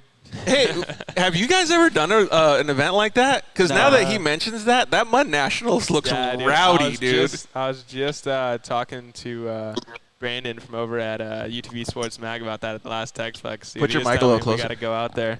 But yeah, it looks rowdy. Look so crazy. I'm super down to go and do it like how Ronnie and RJ did it. They showed up and in a rig that wasn't theirs, flow in, and you got to blast and then left. Yeah. I'm in for that. If I got to take my stuff, no, thank you. I don't want to have to watch that sucker. Wait, so how did you guys get? Did you guys just get invited to go use a rental at the Mud Nationals, or what, Ronnie? Yeah, so we brought on High Lifter this year onto our team, and they make all of the suspension kits and everything to make your UTV like the ultimate mud rider. So they have portals, the whole thing. The portals, everything. I know that they say they have the best portals in the game, and they throw on that event in Arkansas, Mud Nationals. It's absolutely crazy. And did you have the 60? People. Did you have the 69-inch tires too? No. So sadly, the rental, the rental was just like Polaris makes High Lifter Edition UTVs for mud, but it is nothing compared to what everyone else has out there. They have like 45-inch tall tires. And we were on just little 27s trying to make it through, so it was a blast. But dude, it looks so like it looks like it'd be fun. You might as well just throw all your clothes away and all your stuff away. But, but it looks it's like all about getting gator waders, dude. We learned the hard way the first What's day. A gator wader? Third day. Oh, is that those special like outfits? Yeah. I think it goes out to like right here or something. Things. Yeah. It's like when people wear fly fishing and stuff. What if somebody sabotages you and puts a little pinhole in the bottom of your just dunks you down to where it goes underneath over the top? You're going to sneak into the bottom. Yeah, they come with a patch kit actually, so you can patch yourself. Shut up. Yeah. You know it's rough when you have to have a patch kit for your pants. Oh man, that's pretty sweet, man. How was that for the Southern California boy going out there? It sounds like fun. Yeah, it was a culture shock for sure. Those boys. It's definitely just a different style of riding because it's they only go 5 to 10 miles an hour in the mud the entire time. So you're not going very fast. Everyone has insanely expensive rigs. Like when you go out to Glamis or the desert here, like a lot of people can run stock cars, but out there if you have a stock car, you're not making it very far. I feel like everyone has like these crazy elaborate rides. I feel like you have to have like at least like a 36-pack cooler for all of your liquids and hydration. Yeah, that's and like then, the entry fee. Yeah, exactly. And then just like mad stereo system in your rig. Because if you're just cruising, you got to be sipping. Yeah. Oh yeah. And it's got to be loud, right? Yeah. I mean. So, all right, so let's get back to the Texplex stuff. The first story I want to do as a transition into the Texplex stuff is we're talking about having a cooler. We're talking about having a stereo. When I went to Texplex, you guys were all there, but Dustin Jones was there, and in his rental that he had a cooler in the back. He had a stereo system. He had a passenger, and he had just, like a normal skid lid helmet on.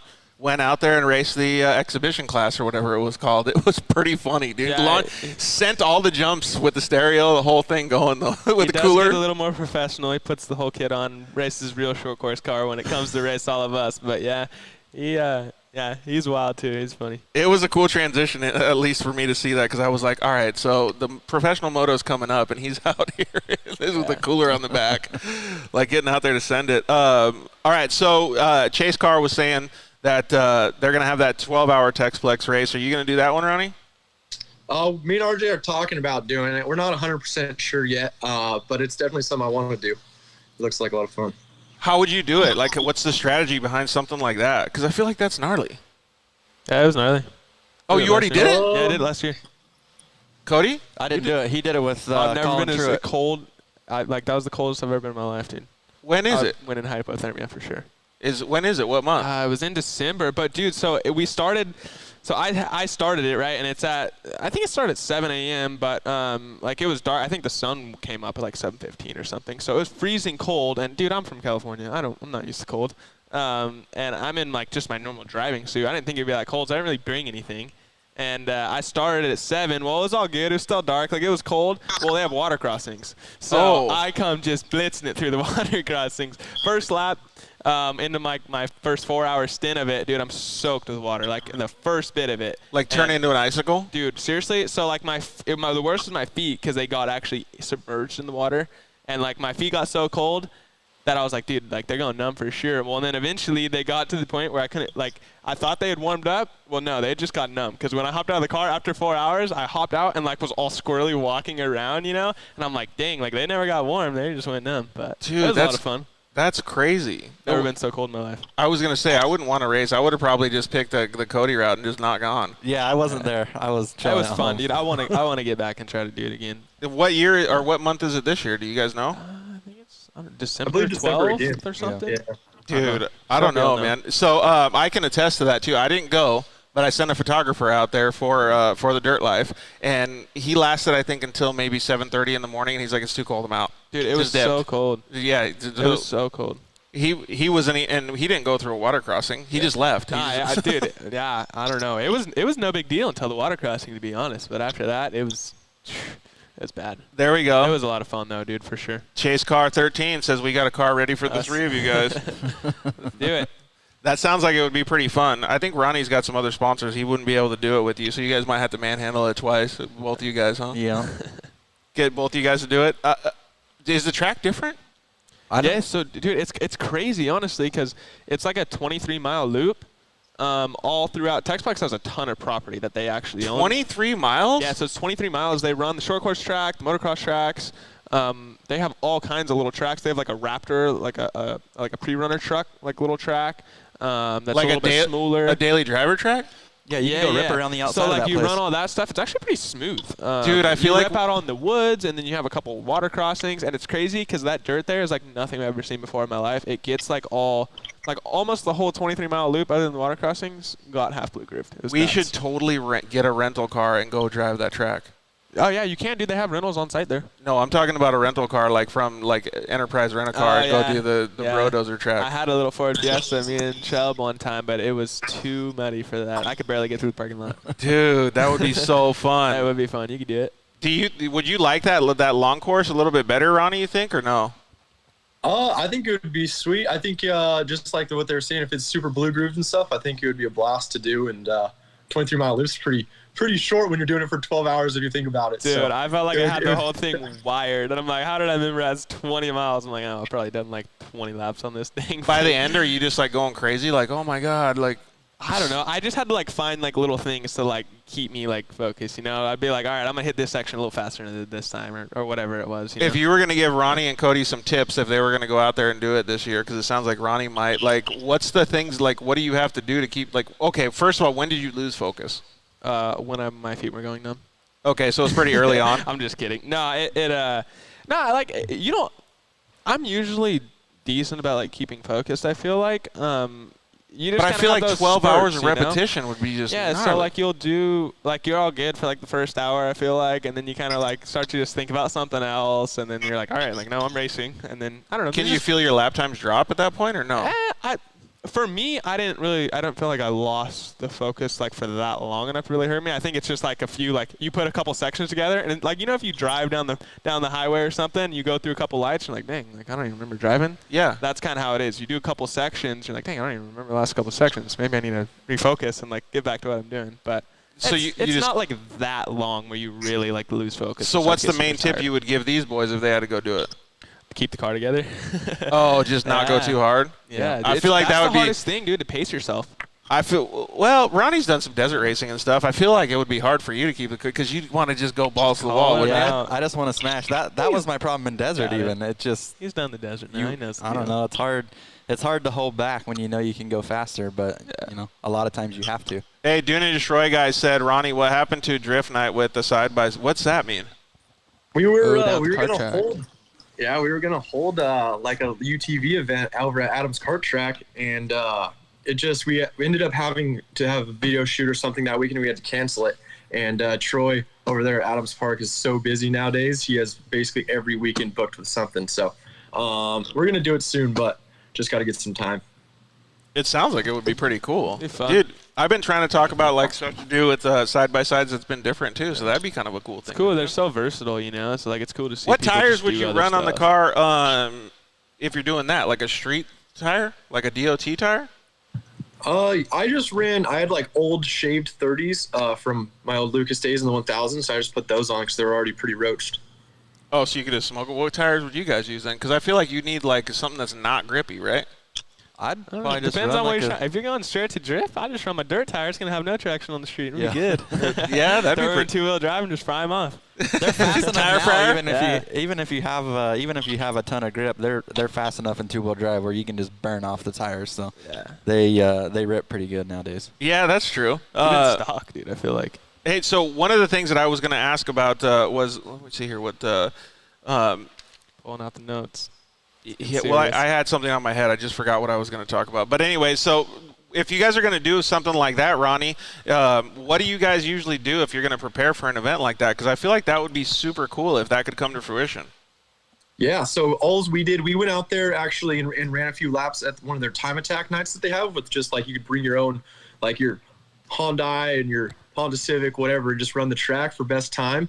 And we went out there, and all we did was take the top spring off on the shocks and then just put different tires on them, and we were good to go. Dang, dude. There was some side-by-sides are versatile these days. No, they are. It's pretty crazy. What kind of payout are you doing for this thing? Because that's what's going to interest everybody to come out there. Probably nothing. Perfect. At least he's honest. Yeah, give them a few nos. Is that what you're saying? Yeah. Yeah. You rip their sleeves off. Yeah. Or cut their jeans. For sure. Hey, so one thing I was going to talk about, that's why I said the contingency thing, or the what are you going to give away, is contingency and side-by-side racing. And this is not a serious subject, but this is just an idea that I wanted to bring up because we talked about it in like a previous show. So motocross, like before when we were younger, we talked about the Razor 200 earlier. Like coming up through the ranks in dirt bikes, we were able to pay for the program mostly off contingency winnings, right? So we would have like Suzuki bucks or whatever it is. And as a dirt bike racer, I would race the 80 intermediate class, 125 intermediate, or 80 expert, 125 intermediate, and 250 intermediate, all on one bike, all on the 80. And I would be able to win all three events, and we would come home with enough money over the weekend to be able to pay for whatever we needed to for the next races or whatever it was. So it gave the opportunity for a lot of people that didn't have really a lot of expendable money to be able to race, right? And I feel like the side-by-side industry is getting big enough to be able to do stuff like that. What do you guys think?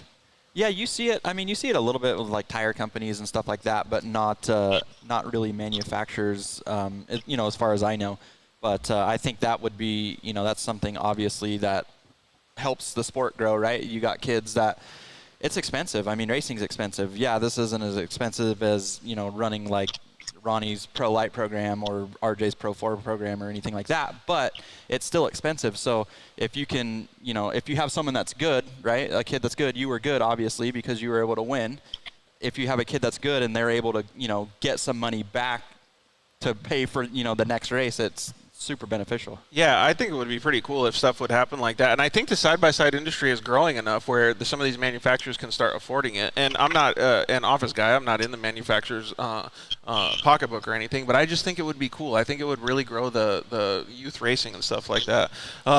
And so the other question that I was going to ask is, like, along those same lines, if people had a little bit different budget, if you guys had a bigger budget, if Ronnie had a bigger budget, like, would you guys be able to operate a program where you have like a practice razor and then a race razor where you're actually going out and doing it very similar to what a motocross layout is? Like, you're riding during the week or driving during the week, and then you're elevating the games, because the more you're behind the wheel, the faster you're going to go. For sure. I mean, Ronnie can attest to it. They take a lot of work. I mean, you drive them and you work on them. You drive them and you work on them. So it's not like a dirt bike. They take a little bit longer, and obviously larger budgets equal more time. You can have a mechanic and someone that's going to be working on it at all times, or afford to have the second spare car. That's not really done yet that I know of, and that would be super beneficial for sure. And I think it's getting that way. I think, like, of course, like, we're in our infant stages, so there's more money coming to it and all that. But I think for right now, like, personally, I know, like, there's other ways to get that seat time, you know what I mean? Like, I spend a lot more time, like, at the go-kart track doing that, and then, like, I have a simulator as well. I know Ronnie has one that, like, it's not the same, no, but, like, still just, I don't know, it still keeps you alert or whatever. You're kind of used to being next to people, and you can do other things, and we all kind of have play cars and stuff like that. You take just going and driving around in the hills or going out in the desert, like, you're in a car that still handles very similar to, like, the race car, when you're racing side by side. So just seat time is seat time, Well, maybe I'm thinking about it wrong then. Maybe that's the way to think about it. Like, Ronnie, what's your opinion? Am I thinking about it too much? Like, you don't need that much practice in a side by side? Yeah, I think, you could always take as much practice as you could get, right? I mean, Sure. There's always something to be learned with the car, with yourself, how you could always be better, right? But at the same time, like, if you go to the track at Texplex and you practice with your practice car, and then you get to qualifying and you break, well, you should have just ran your normal car in practice, and you might have broken practice and been able to fix it for qualifying. So it's, kind of a 50-50. I'm on the fence for sure. Yeah, I got you. And like you're saying, the off-road stuff, you have to work a little bit harder, because it's not like you can just wash it and go ride it again, Yeah, right? I think, dude, honestly, I think, like, what you're saying, like, is totally where I'd love to see it go. Like, personally, if I had, multiple guys in here getting the race cars ready and an identical practice car, sitting here just like that, then, I'm out at the track just spinning laps. Yeah. Of course, dude, you're gonna excel so much quicker. Like, you're gonna get better than other people so much quicker by practicing more. So yeah, I think it's getting that way. It's just budgets and stuff like that, and yeah, I mean, you got to have a lot of mechanics getting stuff done for you if you're gonna be able to do it that way. So I think it's growing more that way. Or just work your butt off more. Yeah, dude. Yeah. All right, so let's talk a little bit more about this Texplex stuff. Jason Garrettson commented and said, Ronnie, he's gonna crush way more Busch Lights than you have Coors Lights in camp. Yeah, you're probably right. Yeah, honestly, those boys in the Midwest get down for sure. All right, so let's talk a little bit about your guys' Texplex. We'll let Ronnie go first. Like, how's things been going at Texplex this year, bud? I know you did some good results, right? Yeah, I'm 50-50 in Pro Stock, or in Pro 1000, I guess you could say. It's I've had pretty good luck. I've been getting more luck than the other guys. Actually, we're leading the points in that, so it's good. But I've had absolutely horrible luck in the turbo. I mean, just failure after failure in the main. We'll qualify good and qualify first, I think, 2 or 3 times now, and then we get into the races and just can't get to finish. So hopefully we can turn it around. I know these boys right here have also been having some tough luck, and finally got their new cars done. So hopefully we could get them up in the mix for sure. What's the thought process when you have, like, some face adversity like that? Like, what's the way to get into the next weekend or the rest of the season? Oh man, the thought process is just we need to fix it, right? And we need to fix it as fast as we can so we can be up on top of that podium for all the supporters and yourself. We no Polaris Razor winners yet in Texplex Turbo class, so I think we got to change that sooner than later. Yeah, and we love all the guys that are winning in the other brands and stuff like that. But it would be cool to definitely see all three of you guys mix it up. Yeah, dude, that's the plan. Yeah, no, it's definitely been a little rough. We've all agreed that Texas hates California. But we're getting closer. Obviously, it's not going as quickly as any of us would like. But we are definitely getting closer speed-wise. Obviously, Ronnie's qualified first quite a few times, so he has the speed thing down. We're just honestly working through a couple things, and unfortunately or fortunately, however you want to look at it, we're all kind of working through the same thing. So I think we're all trying to tackle it, in different ways and trying to make it happen. Well, that's what makes it so cool that off-road is you can tackle it different ways and you can find a good solution for it. One of the things that I was going to say on that same note that you were talking about with Texas hating California, I think it was the opposite the first time Ronnie went there because he loves Texas. I do like Texas. I liked it a lot more at the beginning of the season. It was definitely a lot better the first, second, third round. Then once you're going there for your fourth, fifth, and sixth, it's like, man, this is a long drive, a long haul, and we're not doing very good. So it definitely wears on you. The weather's crazy. It's either going to rain or be super hot. So it's always throwing something different at you. Yeah, I feel you on that. The cryo heat guys said that Sean Saxon was the first one to make a Polaris on the podium this year. Is that true?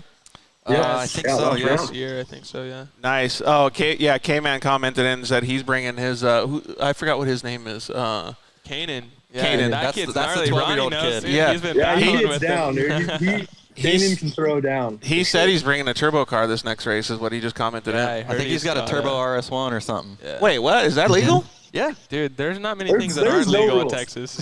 There's no rules in Texas. It's like the One of Wild cool West. things. It's called it's the Outlaw Wild Series. West. Dude, that's pretty cool though, man. Like I love that format of racing because it really drives and breeds competition. It definitely does. Yeah, I think it's good. Obviously, you got a limit on the rules. You got to limit a few things, but I think it's good. I think it's good to have multiple different brands competing. Even it's good. It's good camaraderie. It elevates all the companies. Everyone's trying to beat everyone, so it makes everyone get better. Yeah, I agree 100%. What's one of the funniest things that you had happen with these boys out there in Texas so far, Ronnie? I know you guys haven't had as much luck on the track as you'd want to, but what about some of the stuff off the track? Yeah, Texas is cool. All the people there are always so genuine and nice, and like when you go to the gas station, nice. Just everyone there wants to talk to you, and definitely a lot more friendly than California. But it is interesting. Everything around the Texplex track all closes like at 9 or 10. So if you're having a late night on Friday, you better go get some food quick because it'll close down on you. Chili's is about your only option. I feel like the only thing open. Yeah, me and so the first round of the year it was a doubleheader. So you raced on Saturday, and the following Saturday we raced round 2. So we were all there for a week. Me and Ronnie and Cole Keats and What do you do for a week? All of us. We were prepping our cars during the day and then doing whatever during the night. I feel like I don't know. I don't even know what all we did. We pretty much found whatever we could do in Texas, and there wasn't much. And if you wanted to eat past like 8 o'clock, how he's saying, pretty sure we went to Chili's like 4 times in 1 week because it's the only thing open after 8. They don't have like a Philly Bertos? Dude, they don't have much. Nothing. There is no there's definitely no good Mexican food out there either. What's you're Mexican. what's the burrito place or taco place right there? What's it called? I can't remember. Oh, that one's pretty good. Casa That one's Taco not or bad. something? Yeah, that one's not bad. I need to go to that place because I went to when I was over there at Texplex. I went to a place that it said like best tacos ever. Like it was like literally the name was the worst like deceiving thing ever because I went there and I'm like, dude, I could have easily went to Taco Bell and like elevated my game. Yeah, their Mexican food, you'd be disappointed. Like their Mexican food is good, but it's like Tex-Mex they call it. So I it's don't like know, their dude. own twist on it. Like it's good, but it's not like you're used to like authentic. Like that's how we are down here. Yeah, I'm used feeling to the real authentic Mexican stuff. The crowd, he guys said, yeah, 100%. They're trying to help get a Polaris on the podium. Josh and all those guys over at Cryo, he do such a fantastic job. I think it'll happen sooner than later. So, especially with all awesome drivers like you guys out there giving it your all. We're trying, man. We're trying. It's definitely, getting smoked for a while definitely fuels us all. I know. So what's we're all what's the competitors. mental process that you go through, Cody? Like you go to the Texplex, you have either a successful or unsuccessful weekend. Like, what's your process? Like you're flying home or driving home? Are you debriefing? Are you writing notes down? Like how do you do it? Like if you're going to tell a youth racer a good tip on how to like advance your program. I mean, honestly, I pretty much bounce everything off my dad. So he's always thinking about stuff. Obviously, he's always trying to make everything better. And he doesn't, when it comes down to it, I make the decisions on the program, but they're decisions that I've bounced off, a few people. I've even talked to Ronnie some, RJ some, just kind of about what they're doing. And typically, like, I'm driving to the airport and I'm already on the phone with my dad, or I'm sitting there waiting for my plane and I'm on the phone with my dad, like, hey, can we try this? Can we do this? And first thing Monday morning, we know what we broke, so parts orders are going in. We're trying to get, Corbin's been driving. Luckily, I've been able to fly. So, he gets home, we get stuff unloaded. Typically, like Sunday afternoon, Sunday night, we get stuff unloaded and just kind of thrash until we can get back. And I know for us three guys, like, does that mean you're super critical on yourself, or how do you manage that? I mean, I'm bummed. I'm tweaked when I don't do good, and if stuff's not working right, But it sounds like you do that even if you were to win the race, you'd still be critical about your. Yeah, I mean, dude, you got people. Even when you're at the top, people want to beat you. I mean, Millers are winning right now, and I'm going to tell you, all of us want to beat them, super bad. So, if you want to stay on top, you gotta. You wouldn't be a racer if you didn't. Yeah, you got to kind of be critical of yourself, and yeah, you can take positives away, but there's always something that you can learn. Unfortunately, we're learning a little more right now by losing, but you can still learn when you're winning too. Yeah, and you're going to appreciate that win when you get it, right? Yes. Yeah, it's very definitely much. going to be sweet now because it's been tough. It looks like, I don't know who it was, Brian Carr, whoever was the one that commented and said Big Jim to Home Depot. Yeah, dude. Our race cars are built off Home Depot parts. my dad used a lot of Home Depot parts. Car 1, a.k.a. Home Depot right here, or what? No, these ones, luckily these ones don't have any Home Depot parts. But I love that thing, dude. It's such a good-looking car. I guess we should probably say, too, a lot of people always get it confused that he's my uncle. So yeah. Jim, what he's talking about, his dad would be my grandpa. So. Yeah. Yeah, everyone seems to always get confused that we have different last names, but yeah. It would take a whole show just to explain your guys' family. Yeah, dude, for sure. We could definitely have a reality TV and then show, he's getting ready to be related to Ronnie, and it's just like, dude, you just got all kinds of stuff going on. Oh, man. Did you hear that? Did you see any of those social media comments that happened earlier, Ronnie? No, I didn't. Okay, good. We'll just leave it at that. They weren't about you, but they were about Shelby. So it was pretty funny to see that stuff, though. Are you super critical after you win or lose, too? Oh, yeah, for sure. I mean, if you don't have a good weekend, no one's happy, really, So it's always back to the drawing board, and everyone at the shop, we kind of all get together and talk about it and just, drum up our best game plan on what we need to fix and just take it one step at a time.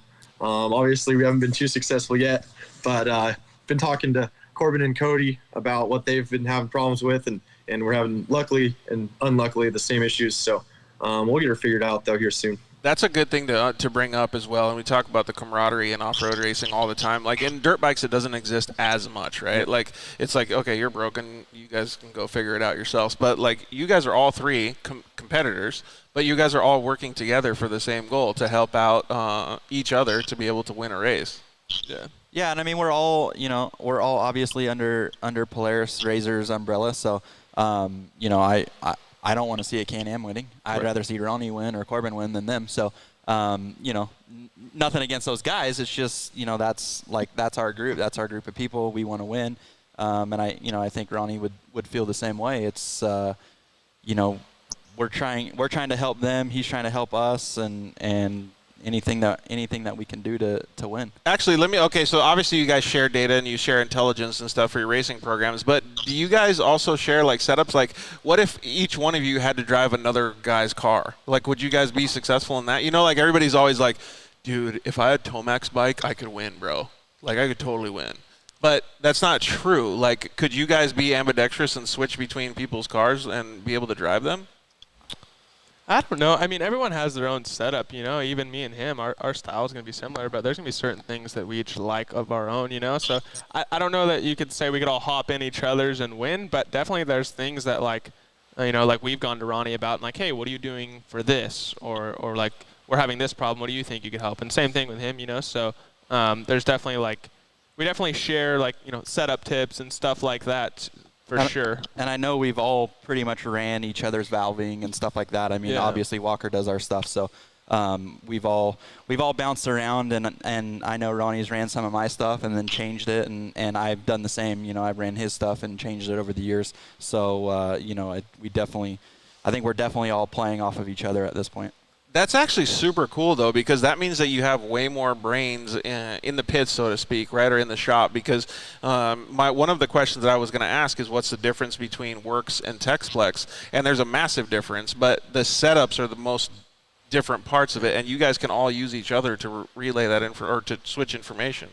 Yeah. No, and it's cool because it helps all of us progress quicker, If it's just us two, I mean, that's better than one, right? Just me by myself, if I'm trying to work through all these problems, it's easier if I have another guy, to bounce the same ideas off of and say, hey, I'm having this problem. What do we think we could do to fix it? And then you add another person like Ronnie, where you another person to bounce off, So just the more brain power you can get in there to try to solve problems, the better. Yeah, I can agree with that. And so Ronnie, what would you say is the biggest difference between Works and Texplex? Honestly, there's nothing to me that it's where's the similarities, huh? Well, you guys are talking about from an expert level, but I want to ask that question like I'm just showing up to the races and I've never raced a side-by-side before. I would say you would start with shocks and your tire, wheel, sway bar setups. I would say that's probably your biggest difference. Okay, gotcha. So if you've raced at Texplex and you want to go to a different series like Works or something, that would be the first things that you would change? Yeah, instantly shocks and tires, first thing. And that's the same with you guys? Definitely. Yeah, no, and I mean, when we went even last year with our Works cars, we'd called Ronnie and RJ and kind of asked them, and they said, slam it as low as you possibly can and put something that's going to hook up on more of like the street style than a big knobby tire. So closer to a short course setup. Yeah. Gotcha. That's cool. Hey, Ronnie, how much time do you have? You want to play a couple Are You Smarter Than a Third Grader questions with these boys? Yeah, I got some time. All right, let's do it. Have you guys ever played this game before? I have not. Dude, then Ronnie's got a leg up. It is a tough game, boys, let me tell you.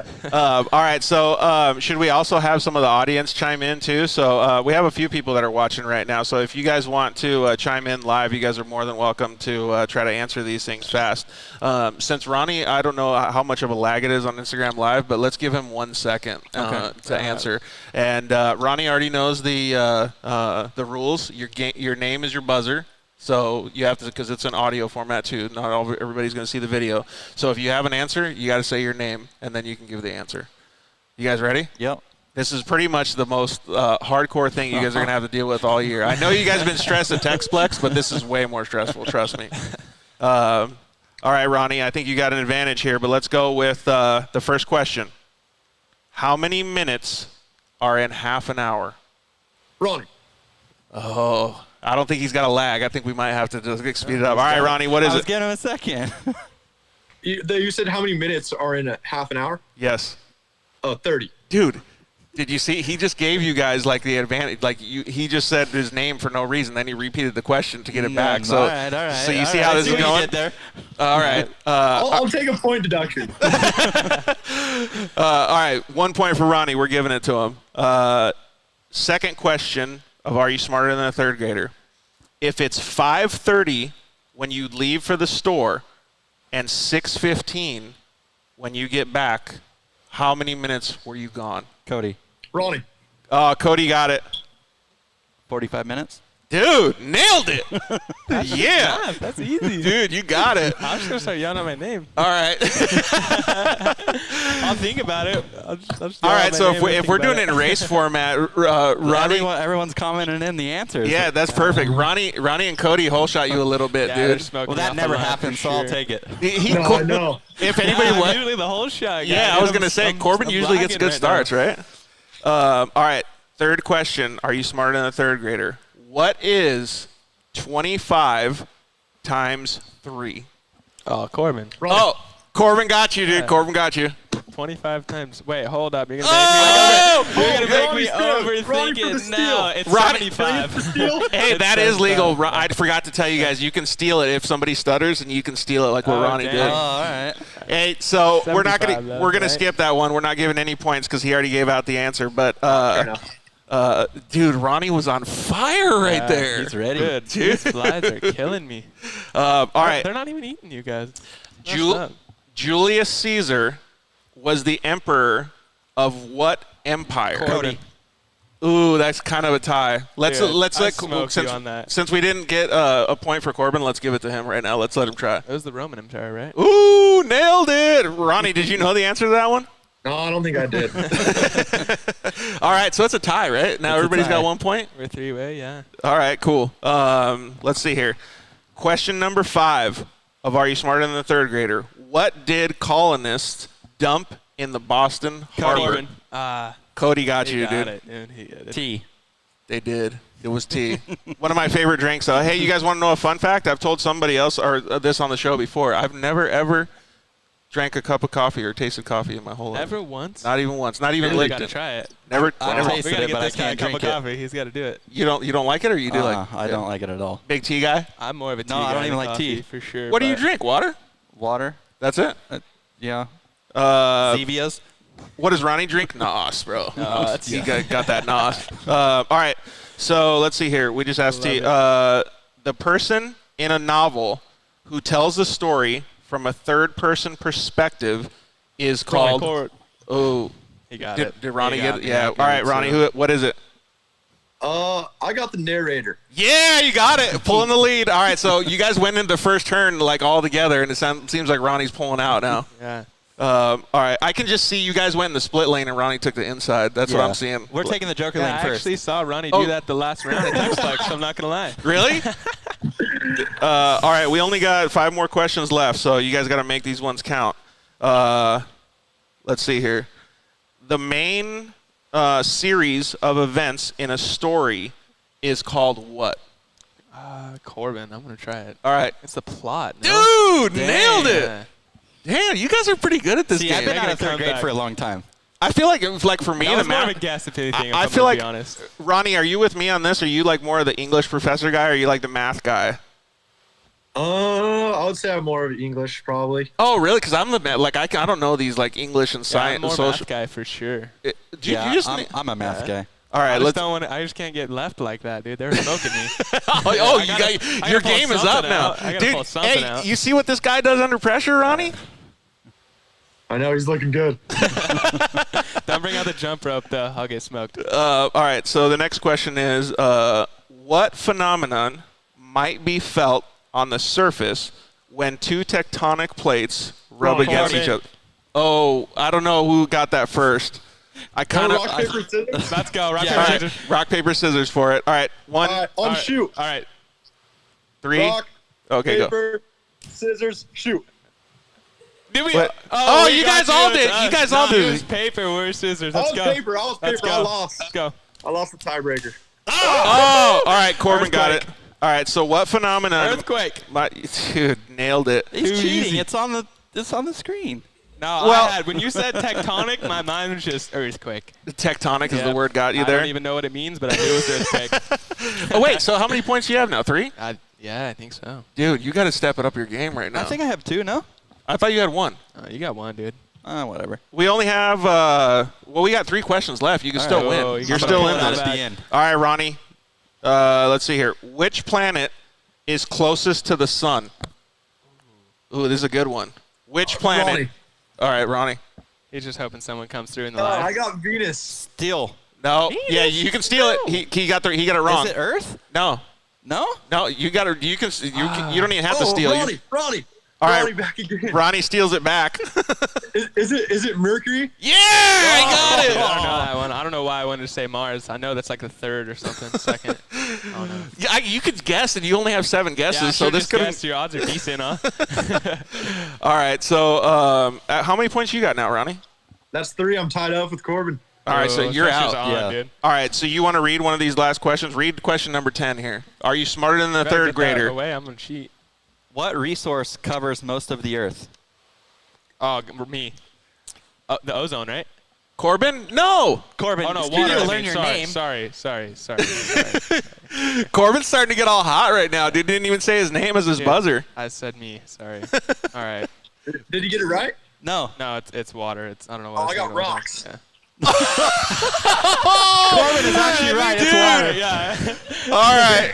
That was perfect. That was the best answer of the night. All right. Okay, so what time is it right now? I love it. 7:02 p.m. I'm making sure I clip this and put it on Instagram for later. All right, Shelby, write that down. 7:02 p.m. on the dial, so I can make sure Ronnie's that. just so KOH'd out. All he's got is Dude, you are rock, KOH'd baby. out.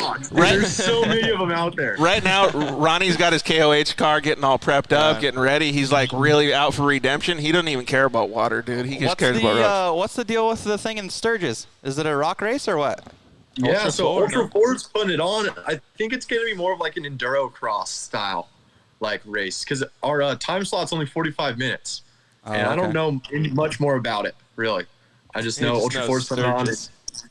Sturgis, and then it's going to be like enduro cross style, like I think logs and tires and stuff like that. Dang, that sounds pretty gnarly. Yeah.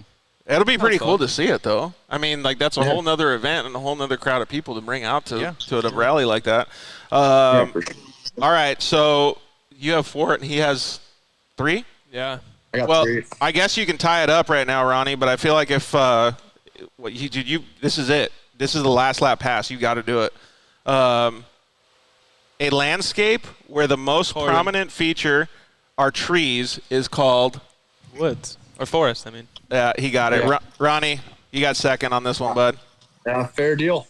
Dude, that was a pretty. Technically, I still got a podium though, right? Dude, nailed it. Good job, Cody. You nailed it, dude. Post Good that job. on Instagram. Oh, that was perfect. That was a fun little game, though. I have more questions if you guys want to keep going, but like that was a pretty good one. Yeah, that was Actually, fun. this is actually a pretty good one. Since everybody races in Nevada so much, I feel like this is going to give Ronnie an advantage. What's the capital of Nevada? Oh, I got it. Corbin. It's Reno, right? No, it's not. What? Nope, it's not Reno. I feel like Ronnie would know this. Is it not Reno? No, it's not.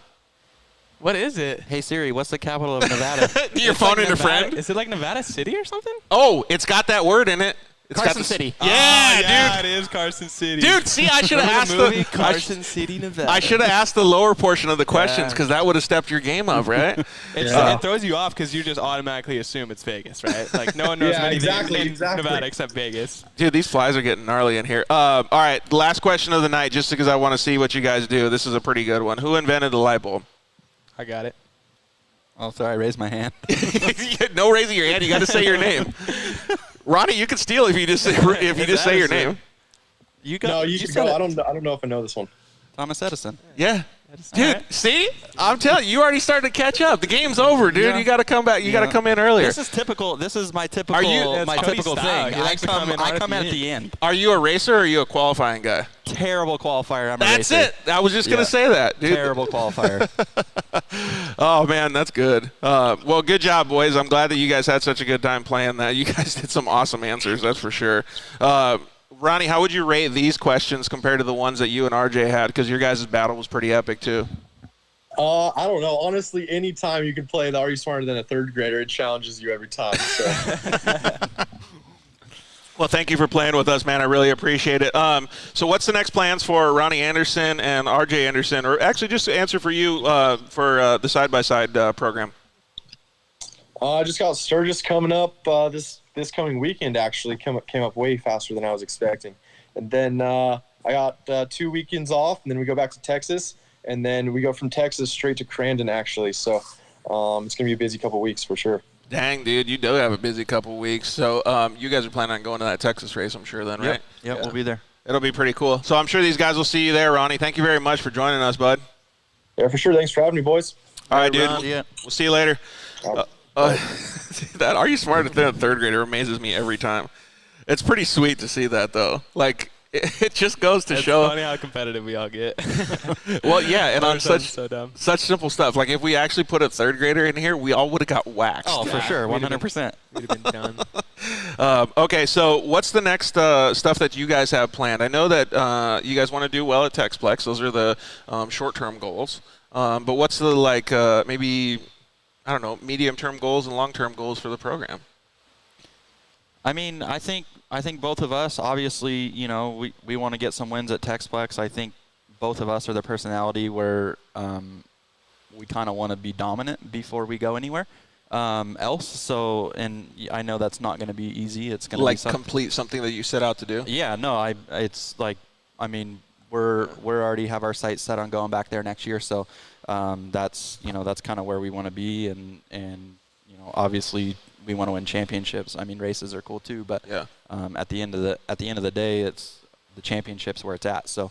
You know, I think that's something that's big for us. And Texas has a massive bonus for the championship too, don't they? Yeah, it's big. What's the bonus this year? Because last year I think it was $40,000. I think it's 30 this year. I think they That's took it down and spread it out a little, like further down. Well, they have to because like 8th place. They have to because there's so many more drivers. Yeah. I know that I think their total like budget like for the whole like payout was almost $200,000. Yeah, like that's somewhere they around have a really 2. big, yeah. That's fantastic for any race series to be able to do that. I mean, to accumulate those funds and disperse it back, like that's exactly the contingency that I was talking about, right? Like that's cool. It draws a lot of people too, especially like it draws amateurs more, and I feel like it even draws pros. Yeah. Just because you just see those big numbers, you know, and you're like, it helps, especially when you're an amateur, dude. Like we've been there to where like just like you're saying, you know, like you can pay for your next race by doing good at this one, you know. So if you or can pay for your next season if you win a championship. Exactly. Yeah. So it makes it well worthwhile. I mean, for us at the level we're doing it, like it is exactly what it is. It's a bonus. You know what I mean? Like there's so much time and effort and money that goes into it that's like kind of icing on the cake. Like I don't know. The championship to me, like the title of that is worth way more than even the money. Like for me, I feel that I'll feel unfulfilled or feel like we failed there if between the team one of us hasn't won a championship. You know, we've won a lot. You know, we've won a lot since 2013, just in whatever we were in. More than most people, dude. Yeah, like you guys have a lot of success under your guys' team. Yeah, a lot of championships. I mean, I think there's only been a couple years where we didn't top 3 at least for a whole season, if not win. So right. I think it stings both of us quite a bit that we're not even in contention at the moment. So that's something that doesn't sit well with anyone in our group at all. My dad's probably the worst. He's not a sore loser, but refuses to I'm lose. A sore loser. So yeah. You know, it's kind of been bred into us. I mean, obviously me, and then. You know. Well, maybe you could kind of give us a little bit of a backstory so I understand it a little bit more. I know most of your guys' accolades, but maybe lay down an understanding of what it feels like, because you guys have won championships. Maybe explain a few of those to us, because any champion, when they're not winning, they always want to win that much more. Yeah. No, yeah, I sure. mean, I won. I mean, I was lucky enough. I mean, it was only dirt series, but it was a small series, but it was pretty competitive, like when I was racing it. And I was lucky enough to win my first season, win the championship in my first season. It was a rough go for the first half of it, and then all of a sudden it just clicked. Well, you learned super quick. Yeah, it just clicked, and I literally won every single moto to finish out the year, and I think I won the championship by a couple points, and then was able to back it up again the following year, and then went to works and struggled quite a bit in 2015 even, and then 16 I think I was third, 17 I was second, and then I won in 18. And was right there actually in 19 and in both classes. Corbin was leading pro stock, and we were just going at it with each other in the pro stock class. And he was leading points. I was second, and then I would think I was second in the turbo class as well. And I ended up getting hurt at Glamis, broke my chest, and I didn't make it to the last round. So, there's been a couple dark years there, and they suck. But obviously it makes the wins that much sweeter and championships that much sweeter. So. Yeah, it does, and that's what the mentality I was talking about, though, is because you really have, like, what do they always say? Like, your championships are won on your worst days, and, like, you don't know how good it is until you know how bad it can be, right? But that's the mentality that you have to be able to overcome that stuff. Is every winner thinks like what you just said. They know exactly what they need to do to not have those bad things happen again. Yeah, and I mean, it's not fun. Like, you're not having fun. To me, and I know he's the same way, it's not that much fun when you're not winning. Right. And even like Ronnie at the last round of Texplex, after I was talking to him after. But there's only one winner, dude. Yeah, no, and that's the thing. It's like I was talking to him after, and I've never really even seen him not just like with a big smile on his face no matter how the day went, and he was tweaked. And I get it. Like, he's in the same boat that both of us are in. Like, it's not fun. Yeah, if you get a podium on the weekend or something like that, it's cool, but you want to win, and you're there to win, and you don't spend all the time in the garage or in the shop, working on stuff to go there and get third. It's just not. I feel like that says a lot about your personality, though. Yeah. Like, you can be a good loser too, right? Like, you can be a humble human being. Yep. Win or learn type thing. Yeah. Yeah, exactly. I think I don't know. Like, for me too, especially like when you're racing at the level we all are now, and Ronnie and Seth and all of us, like it's becomes a lot of work to where I shouldn't say it's not fun, but you're not doing it just for fun anymore, right? You're doing it. There's companies backing you, and you're trying to make money doing it, and you expect yourself to be winning, And I know my personality is, I just hate to lose, Like, I don't even really have that much fun when I win. I'm just like, all right, time to do it again. Like, what can I do to make sure it happens again, kind of, as soon as it ends? And I know maybe not the best way to look at it, but that's just me, Right. I'm pissed. Like, not outwardly, I'm still going to be fine and be cool and talk to you and have a smile on my face when I lose, but in my own mind, when I lay in bed that night after losing, I'm pissed that I lost. You know what I mean? Yeah. So some of the worst times, like to lose. Yeah. Some of the worst times that I've had, like, you go on the podium and you're in second place, but you almost got there. Like, you were right there. Yeah. Like, I'll go back to the trailer and I'll kick myself for a while until I figure out what it was that got me to the point that I didn't win. And then once I figure it out, then I'm fine. Like, I'll just write it down and not forget about it, make sure I don't dwell on it, but don't make that mistake again. And that's a winner's mindset, dude. And I think whether you're winning or losing, you have to be able to look at things. What could I have done better? I mean, the last 2 years, I've been fortunate enough to win. I won the Pro Stock Championship in Works, then Pro Turbo this year. And so, like, I won a lot in the last 2 years. And still then, I was still trying to learn. I got done with the race and have won. You spray the champagne, you realize, man, but I could have won by so much more if I would have done this, And look at you. Not to look at it in a negative way, or the Chad Reed mindset over here. Yeah, it's not to look at it negative, like, oh, I didn't do good enough, or oh, I want to beat these guys more. Not like that. It's just in the fact of, like, man, I know these little mistakes that I made that I didn't need to make, and pretty soon there's going to be a guy hungry enough that is not making those mistakes because he wants to beat me more than I want to win now because he hasn't been winning, right? So when you're not winning, that hunger is always more. So it's hard to keep that when you are winning, but if you are a true winner or champion, you have to be able to keep that when you're winning or losing. Keep the desire to keep getting better. That's exactly the things that we would do. Like, when our program was successful and we would get on the podium all the time in Lucas Racing, I would always tell my team, I would say, you know what? The next race is going to be harder because everybody is that much more hungry because we still beat them to the podium this race. Yeah. So the next race and the next race, and then finally it caught up. Like, the next season, the first race I did well, but like the second race, I didn't even get on the podium. I was like, oh shit, like now it's time to really step up the game because everybody behind us had upped their game and their level was higher. You get comfortable, And I think even that's kind of stung us a little bit, even just like, building motors and doing some of these things that kind of need to be done for Texplex. Like, we were able to get by before in Works and not have to do it and still be super competitive and win championships and win a lot of races. And so we just kind of stuck with a more production, machine and didn't really dive into any, trying to make them that much faster because they were good enough. And then when we got to Texas, it's like everyone's doing that, right? So everyone's building motors and everyone's going crazy on horsepower numbers and all that stuff. So when we showed up, it was like, okay, well, now we have to do it. We don't have a choice. Like, if we want to be competitive, we got to do that. Well, that put us a little bit behind the 8 ball, just, with certain things that, it's kind of difficult to catch up on because we weren't doing it for so many years. So I can definitely agree with that. And then people get creative and they get better cars and they get better development, and all of a sudden everybody has to catch up, right? Like, so Chance Haugen said, come race with the Midwest, race with the big boys. I think that side-by-side racing, honestly, to comment on that statement, every professional series now is the big boys. Yeah, it's gnarly. I think if you took the top 5 from every series, in the proper disciplines, those dudes are going to go at it anywhere. Yeah, like, exactly. They're fast. We were actually talking about that with the Miller brothers and with Cheney the other day, and they're good at Texplex, but they came from GNCC. That's on Woods. That's not even the same. Yep. Like, Works and Texplex, I mean, there's totally different. Like, so it's cool to see that everybody's got these different skill sets. No, and I mean, like, for us, dude, it's like we're just learning. You know what I mean? We're learning that super, super high intensity, crazy grip, like smoother style, lower style, stiff. Like, we're learning that setup. We're learning how to drive that track versus, like, if I go out on a Works track, I mean, I think today if I went out on a works track in a works car, I'm going to be pretty competitive. I did it for so long. Like, I know how to drive there. Muscle memory. Yeah, it's so. Yeah. I think it just comes down to, like you said, like the Millers are so versatile in that way.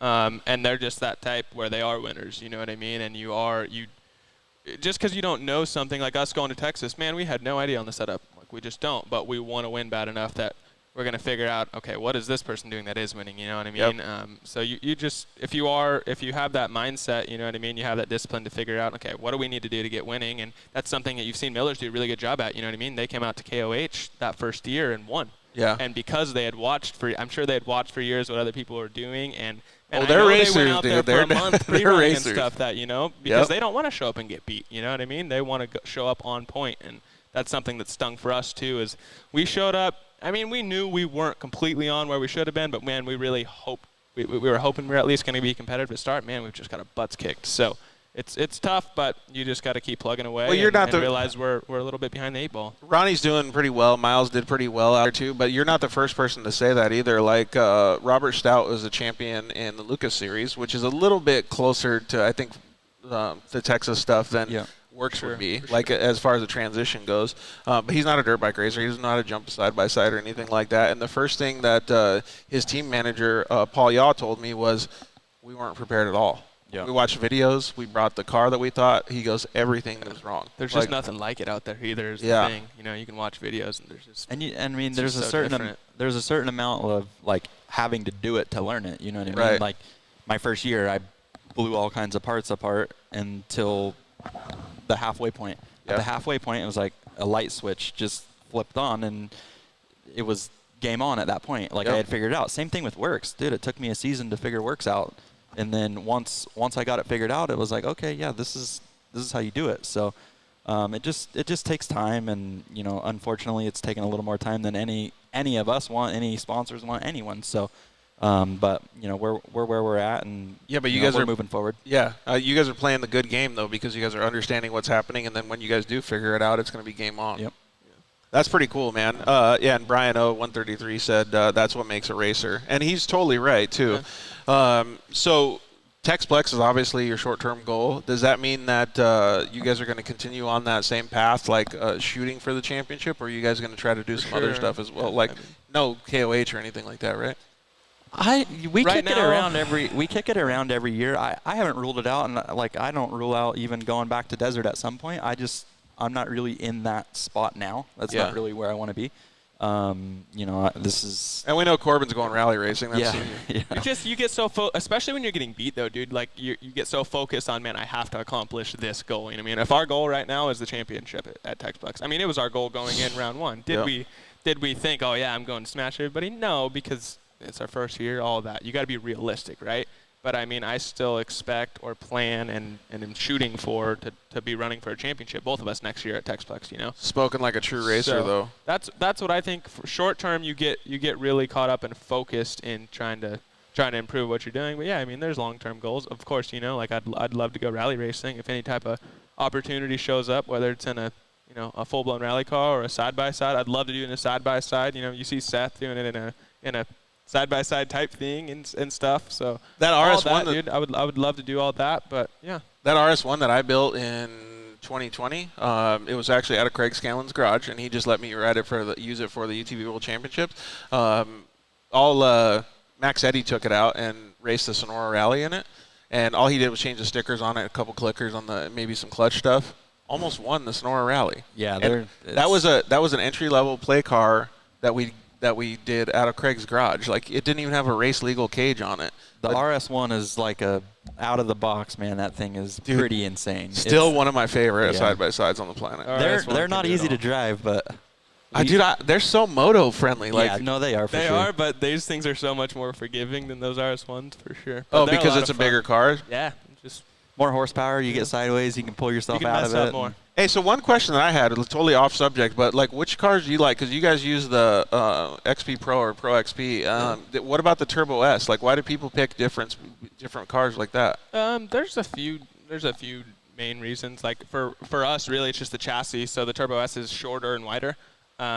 and we didn't want that. We wanted skinnier. Out at Texplex, traction is a huge problem, and the wider you go, the more traction you lose. It makes it more forgiving to, just Pro 4 it, back it in everywhere. But man, it's not quite the style at Texplex. How you would think true short course, you get low and wide and just. Well, there's chuck it in tight corners everywhere. that you need like the flexibility. Yeah, to so we chuck it in really wanted to get them skinnier, and it gets it to where you have more traction throughout the corners.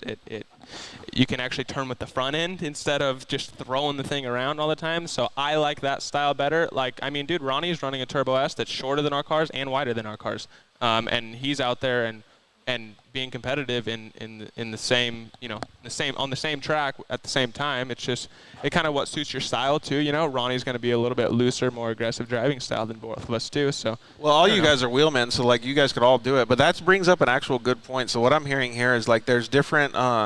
Just like in dirt bikes, you would pick a 450 or a 250 or whatever. There's different styles of vehicles that you can do to go different styles of racing, or even on the same track. Yeah. Yeah, no, and I mean it's that didn't used to exist. Tailored to you too. You know what I mean? Like it just depends. How if you're a guy that slides around, then you're gonna want a little bit wider car. So, both of us I think are trying to get away from sliding around. And man, you can. It just depends too where you're riding. If if you're doing dunes, obviously a Turbo S is pretty cool. It's got long travel. So, it just depends where you're at. Yeah, you can't really ever say that.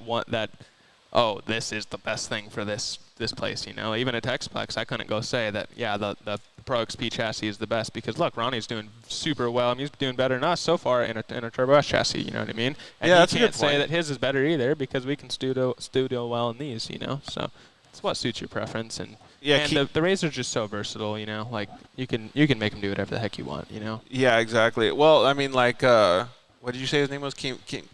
K-Man. He's taking an RS1 turbo. Like that's so sick, dude. And the thing will probably rip. Dude, I haven't seen it yet, but I heard he's building one. The thing will probably get it. So. And plus, he's just pepper the whole time, dude. Yeah. He is. That kid. How old is he? Like 12 years old? Dude, or I something? swear he's 12 or 13. Yeah, 12 or 13. He gets it. He's little too. Like he's really actually he's skinny and short, and dude, he looks young. That's he gets cool. it. He belongs in the 200, but he's running the full turbo. I can say it because I was the same way. Like I was 12, looking like I was 8 years old, all short and Were you the guy putting the wood on your throttle pedal? Dude, when we went to break, my dad brought it up, but how we were talking about just young kids and all that. Dude, I remember I was 14 at Works, lying about my age, and I was 16, so I could race pro class at Works. Like I was always that little kid, Travis Pastrana style. Don't take away my wins now, but but yeah, like.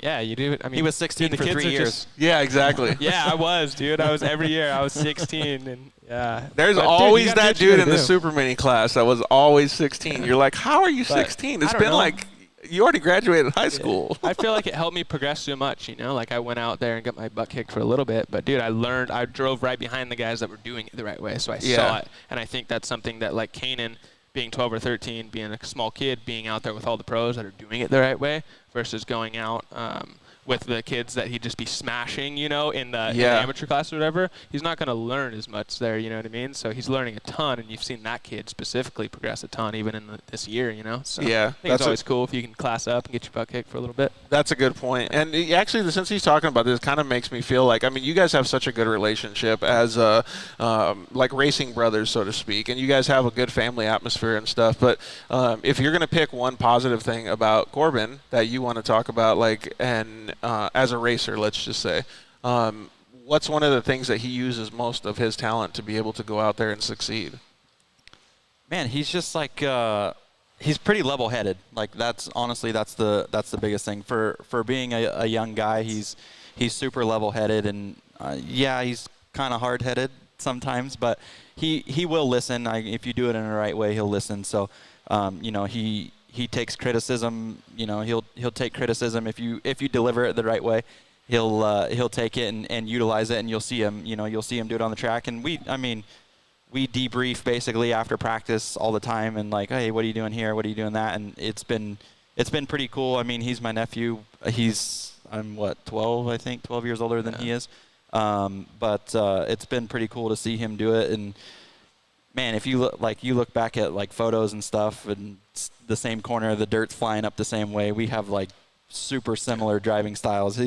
He's a little more calculated, where I'm a little more raw, where I'll let it hang out a little bit. He's not going to. So, but that's the coolest thing. I think that's super cool, man. And plus, it's so cool that you guys notice that stuff about each other. Have you guys ever been? Well, actually, Sinclair Dillon actually said on the comments here, 64 and 72 have both been proven to win at Texplex. This is just about the driving style. Yeah, 100%. I agree. Yeah.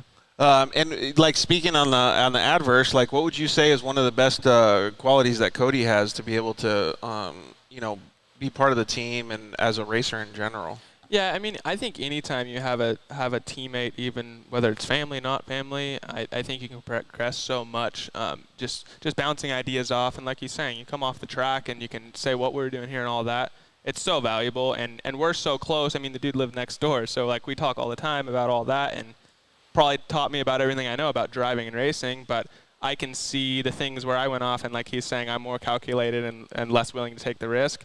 I also see him on the other hand where he is more apt to take the risk and can kind of just, shut his brain off a little bit and just naturally just go, you know what I mean? And especially like towards the end of the race, I see him, he's the king of, he says he doesn't start good, but dude, he comes on at the end always, you know what I mean? He kind of has that never give up type of style in his driving, and that's something fastest lap at the end of the race. Yeah, so that's something that I don't have as much, that I definitely look up to, that I know, like, man, like, you gotta stick with it at the end, like just because you're in second, and way down. I feel like those he's not opposites gonna would give be up such a benefit to each other.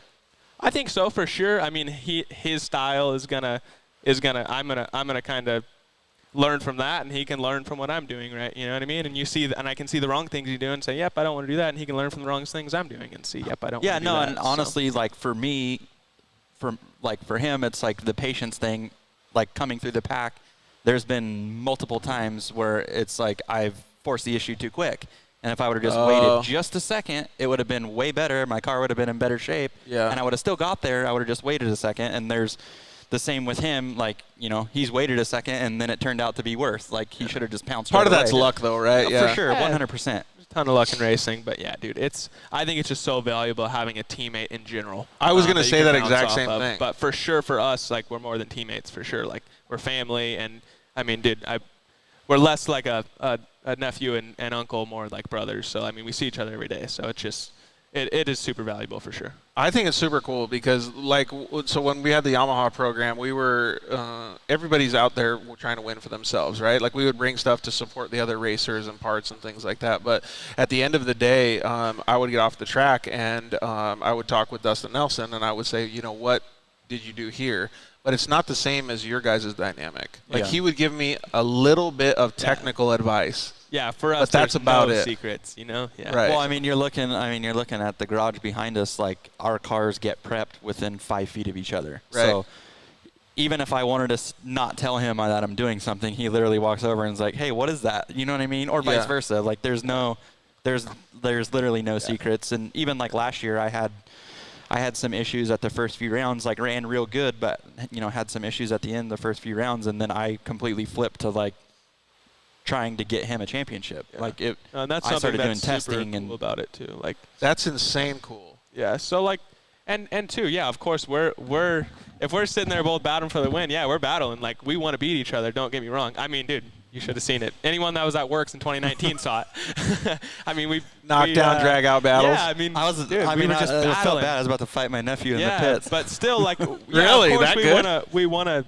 we want to beat each other, but still, like, we want each other to succeed more than just any other normal teammate, right? Like, we for sure want each other to succeed. Like, if I'm not going to win, I would definitely hope it's going to be him. I'm not going to keep any secrets to myself that I think would make myself a better driver or make my car better or anything else.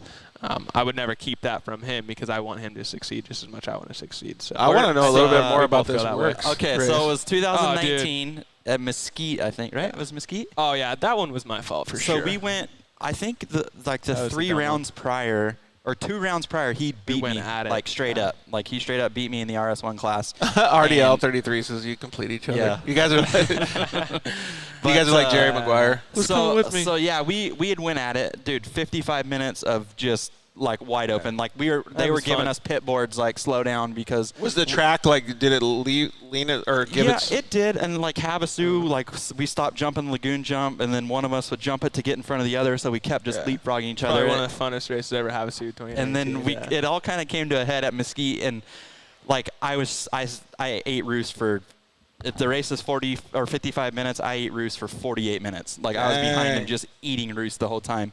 And he made a mistake, and I got inside of him, and then we like continued to go at it. And there was a yellow flag. Like there was a line in Mesquite where you could go way around the inside, and it was way faster.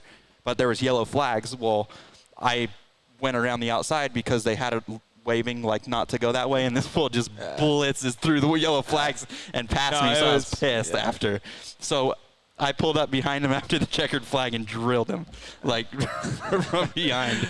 That whole year was fun. That was probably the worst it got. That's a good story, though. For sure. Yeah. It was only like we went at it, and then I remember. How could you not go at it though? Like I remember being. You would have done the same thing if he did. Like if he pulled up, you probably would have went to the inside. No. It was like one of those things. Yeah, 100%. Where it was like the split second decision was like.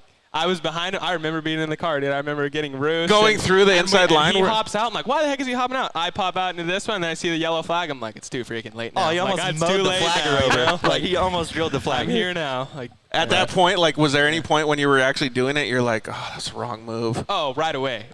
I'm like, that was stupid. But like, what am I gonna do now? Like, I got it. You know what I mean? You're fully committed. Yeah. I was fully committed, so I knew I was gonna hear about it after, and I knew it wasn't gonna be good. There was for sure some. And then he just smokes you right at the finish line. Oh yeah, dude. I was waiting for it. I was waiting for sure. Because we had gone, like you said, dude. We had gone at it for the first few rounds of the year, but prior to that, 2019, I'm pretty. The 2019, we had like just smashed each other, basically, going first and second for a lot of them, and obviously when we didn't go first and second, one of us had a problem, but it was pretty crazy. I didn't think like a Razor could do some of the things that we were doing. Like even at Mesquite, I'm pretty sure I drove probably 75% of the race looking out of the side nets, just because like Mesquite's big sand bumps, and you're just like bouncing and I think it trying to keep it straight. Progress, Yeah, that's exactly what I was going to say. Is like you have to up each other's game. RDL 33 said the beef only lasts about 30 minutes, and then you guys kiss and made up. Yeah, there's a bunch of people that were there. Like everyone still talks about that, like being like the best thing they've ever seen. So I love seeing battles like that, though. I mean, how many motocross battles? Too. It had been brewing all year. I felt like so. Yeah, but that's good though. That was fun. And that same thing will happen again. I can promise you that. Yeah, I guarantee it. I'd way rather be battling and beefing in first and second than I would be in seventh and eighth like we have been now. So again, whatever. If that's what it is, that's what it is. The true racer mentality right there. Dude. So if that same feeling that you guys had like during that year or during those races, is that like something that you guys expect to have very soon? Like when you guys have that same ambition to be able to go out and kick ass, like how does it? I'm ready to roll to the line and just feel like even if someone is having their best day, I'm better than them on their best day. Yeah. And it's unfortunately it hasn't been like that this year, but in 2019, I think both of us, even racing each other, both of us went to the line thinking like we are better than the next guy. Yeah. And there's no way that they're going to win if this thing holds together. They're not going to beat me straight up. I feel like that's a massive competitive advantage. Yeah. Oh, 100%. Confidence is key too. Like if you show up and you already think you're slower than somebody else, you're beat. You know what I mean? So, and that's something that's definitely been tough as we've been getting beat so much. Because like naturally, I know myself personally. Like I'm just naturally a more confident person like that. So I usually roll up to the line. I'm like, not in a cocky way at all, but just being like, there's no reason these guys should beat me today, right? Like if I've worked just as hard as every single one here. I have just as good of equipment as everyone here.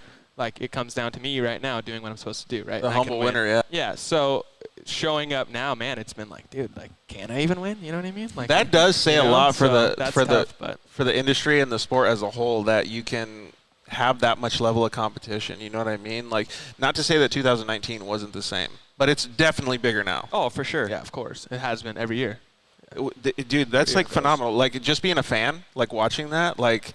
Of course, we all want you to win, and you guys want to win, right? But I'm going to go out there and just watch a badass battle like I saw last time I was at Texplex. Yeah, no, and I mean, honestly, that's what you're getting right now at Texplex. It's the dudes at the front are going at it. And, the little bit that we've been up front, even, just when we've been there this year, it's like there's cars going everywhere. There's no one that's giving you half an inch anywhere. Like, you're wide open. You're going 150%, like as hard as you possibly can. There's no saving anything. I don't know. Have you seen the video of my? Yeah, that was actually on the intro. I'll actually see if I can pull it in now. So that's about like how it goes out there. Give us a little bit of an understanding for that, like as I look for the video right now. Like, so, dude, explain to what happened. Like, a bunch of people spun out, but that was on the start. Texplex happened, dude. Texplex happened. So that was round 1 or 2. I think it was 2. I think that would have been round 2. And man, the thing is, they have 25 guys, on a land rush start. I don't know. I think we're 22 wide or something like that at that round. And well, there's this long old start at Texplex, which is cool. Kind of what makes Texplex. It's a super long, fast start, dude. You get going like, I don't know, 70 by the time you get down that thing. And there's these big rollers coming down it, right? So how hard do you got to get on the brakes in the first turn? Real hard? Hard, or you're just going to stop when you hit the next guy. But there's the big rollers coming down the straight, right? So it kicks everybody sideways because you're in a short course car, your suspension's really low. So it's just, dude, I mean, you'll see it right here. I think it's Shady right here that comes. That was actually, the video's messed up. Like, I gotta switch the video. I don't know actually how to do that on the program here. But yeah, it's like, it's crazy to see that, dude, because, well, this is like a sideways video. I don't know if I want to show that because it's too sideways. But, but dude, basically, I mean, you just got there's for sure 10 factory guys there that all expect to win and all can win. And dude, there's another 10 behind that still totally have a chance to win. You know what I mean? And they're all wanting to beat all of us factory guys, right? So you have 20 dudes that are coming into a first turn that's 2 cars wide, and you got these rollers sending everybody out of shape on the way, and no one's gonna let off. You know what I mean? I ain't gonna be the one to let off. I'll make the guy next to me let off, right? And that's how everyone on that line. Like the same mentality. So everyone's getting squirrely, bouncing each other around, and then there's not much braking traction right there going in the first turn, just the way that first turn lines up. So everyone gets on the brakes hard and slides into the next guy. So that just gets me excited, not that everybody spun out, but thinking about that level of competition. Yeah, you have a bunch of guys right now that do not like to lose, and they're all putting in the time. They're all putting the time that we're putting in, and they all expect to win no matter what, like when they're there. I mean, the Millers, the Ronnie, people behind all them these expect them to win. Cheney. The sponsors and Are people still driving decent though, and not just wadding other people up? I'd say it's gotten cleaner. If anything. Yeah, it's. I think everyone's kind of learned each other. I mean, when you had a bunch of West Coast guys show up, like at the first round, and then you had a bunch of new people, fast guys, but new people. Everyone was kind of like. Not just cleaning people out, though? They just didn't really know, what people were going to do. To learn each other's driving styles and know what you can and can't do around someone. So, yeah. How is the racing classes? Do they have like an amateur class there or no? They have a bunch of them. I think they have like a beginner and then an expert class and then like a pro class. Yeah, okay. I swear there's a few different ones. Beginner, intermediate, expert, and pro, I think. They have a bunch. Yeah. It's kind of moto style. Looks like the Texplex guys just commented in and said, let's go, boys. Yeah, well, these guys are going to let it go pretty soon here. So it sounds like you guys are getting some stuff ready. I mean, this car behind us looks like it's pretty pristine right now. You made some changes to do better next time? Yep. We came back and made a bunch of changes, actually, and then we'll be going out a little bit early to do some testing and stuff there in Texas. So we've kind of been full bore since we got home, trying to get stuff lined out and tires and. There's never enough time in racing. Yeah, no, I mean, not at all, no. If you gave me 3 months off right now, I probably still wouldn't have everything perfect the way I want it. But it's been nice. I think we got 6 weeks this time between races, which it was only 3 last time. So we're going to be way better off what we were the last time we were there. Yeah, I can agree. So maybe you can tell me a little bit about the new design and the new setup that you guys have for the car, because I've always been super proud of you guys in the way that you guys have basically branded everything. I mean, you guys have done such a great job. So I don't know if we can actually put a picture on the screen, but you guys have a new black and white livery. Maybe you could kind of tell us like the process of going through and getting all that done. Yeah, I mean, like you said, it's something we take pride in for sure, in having all of our stuff look cool, especially coming from Moto too. Everything always looks cool in Moto to me. So, it's just having good style and presenting your sponsors well, really. You know what I mean? So they deserve it. I think we get more out of ourselves looking presentable and stuff like that. And I mean, dude, we're just it straight up comes down to we're OCD and like to make our stuff look cool. But I think it's so valuable in our sport now. Like there's a lot of guys that are doing it right and have their stuff looking good. And man, sponsors want them because of that specifically sometimes. You know what I mean? There's some sponsors out there that don't really care if you win. They want to be presented well. And then there's some that could care less how you presented, but they want you to win. And there's every aspect, and we try to cover all bases, kind of. You know what I mean? Yeah, exactly. But you guys are really doing it professional. I mean, you got the rig lined up and all that stuff. But even the tent setup that you guys have, the branding structure that you guys have, the screen or the YouTube video that we're showing right now has the car on the screen. I mean, it's really clean looking. I mean, like that OCD comes through like you wouldn't believe, but it looks great. Yeah, and I mean, obviously we wanted everything to look a certain way. I mean, obviously we want to be fast too, but things need to look right. I mean, I remember when I first started, my dad's like, you don't need to wrap it, you don't need anything. Well, like, there's a reason that Razor, helps us out, and it's because we're putting their name out there, and we're doing our best to make them look good. So, it's big for us. Like he says, we're both extremely OCD, so we want everything to be perfect. They're not quite perfect, but we'll still pick them apart. They'll get picked apart, but we'll they'll going into 2022 and the rest of the year, everything. If you guys didn't pick them apart, you wouldn't be progressing, right? And that's something even this year specifically, we tried to even do a better job at making everything flow together, right? So I mean, like the T-shirt I'm wearing right now matches the car and matches the trailer and all of that. Even your guys' outfit. Yeah, and that and that was something that this year we actually hired a designer to do it all, to where it all had the same look. Look at you guys. So that was super cool. Aaron Justice, shout out to him if he's watching. I don't know. Shout out Aaron. But yeah, he was super good and just made everything look super clean. And when you see the pit setup, you see the car matching the trailer, matching the canopy, matching the suits, matching the team shirts everybody's wearing. It just looks presentable to me, and it's something that we for sure pride ourselves in. I know our sponsors appreciate. Yeah, for sure. You know what I've always told everybody? Like, it's always good to look good on the track and to win, right? But I've always told everybody, and I operated my program like this, hospitality is more important than results on the track. So, like, in 2017, we had a horrible year. We didn't have good results. We blew motors all the time, transmission problem, all kinds of stuff, right? Like, racing happens. Yeah. Every single pit that we did, when I came off the track, whether I had podiumed or whether I hadn't finished, we had at least 50 to 100 people at our pits. And that is what made everything more special to me and to obviously everybody that was there in the pits with us. Then, I mean, we had little RC cars for the kids. Like, that was more important than actually podium results. Yeah. And there's something to be said for that, for sure. I mean, even little things like just doing something to set yourself apart, too, Like, instead of doing a normal easy up setup, we did those blow up, like, more Euro super style cool, by the way. And, good job. And it's just something different, Or were they better or not? I don't know. They're probably worse. Who knows? I don't know. But they look cool. I really, really like them, but to each their own. But we just want to do something that's different. And, man, I can't tell you how many people came up when we were out in Texas, like, man, those things are cool, taking a picture of them. Oh, who made these? It's just like, it's just something that sets you apart. And like, oh, those are the guys with the cool canopy. You know what I mean? Like, whatever you can do to set yourself apart is helping you. Next level, watch, you guys are going to have a photo booth.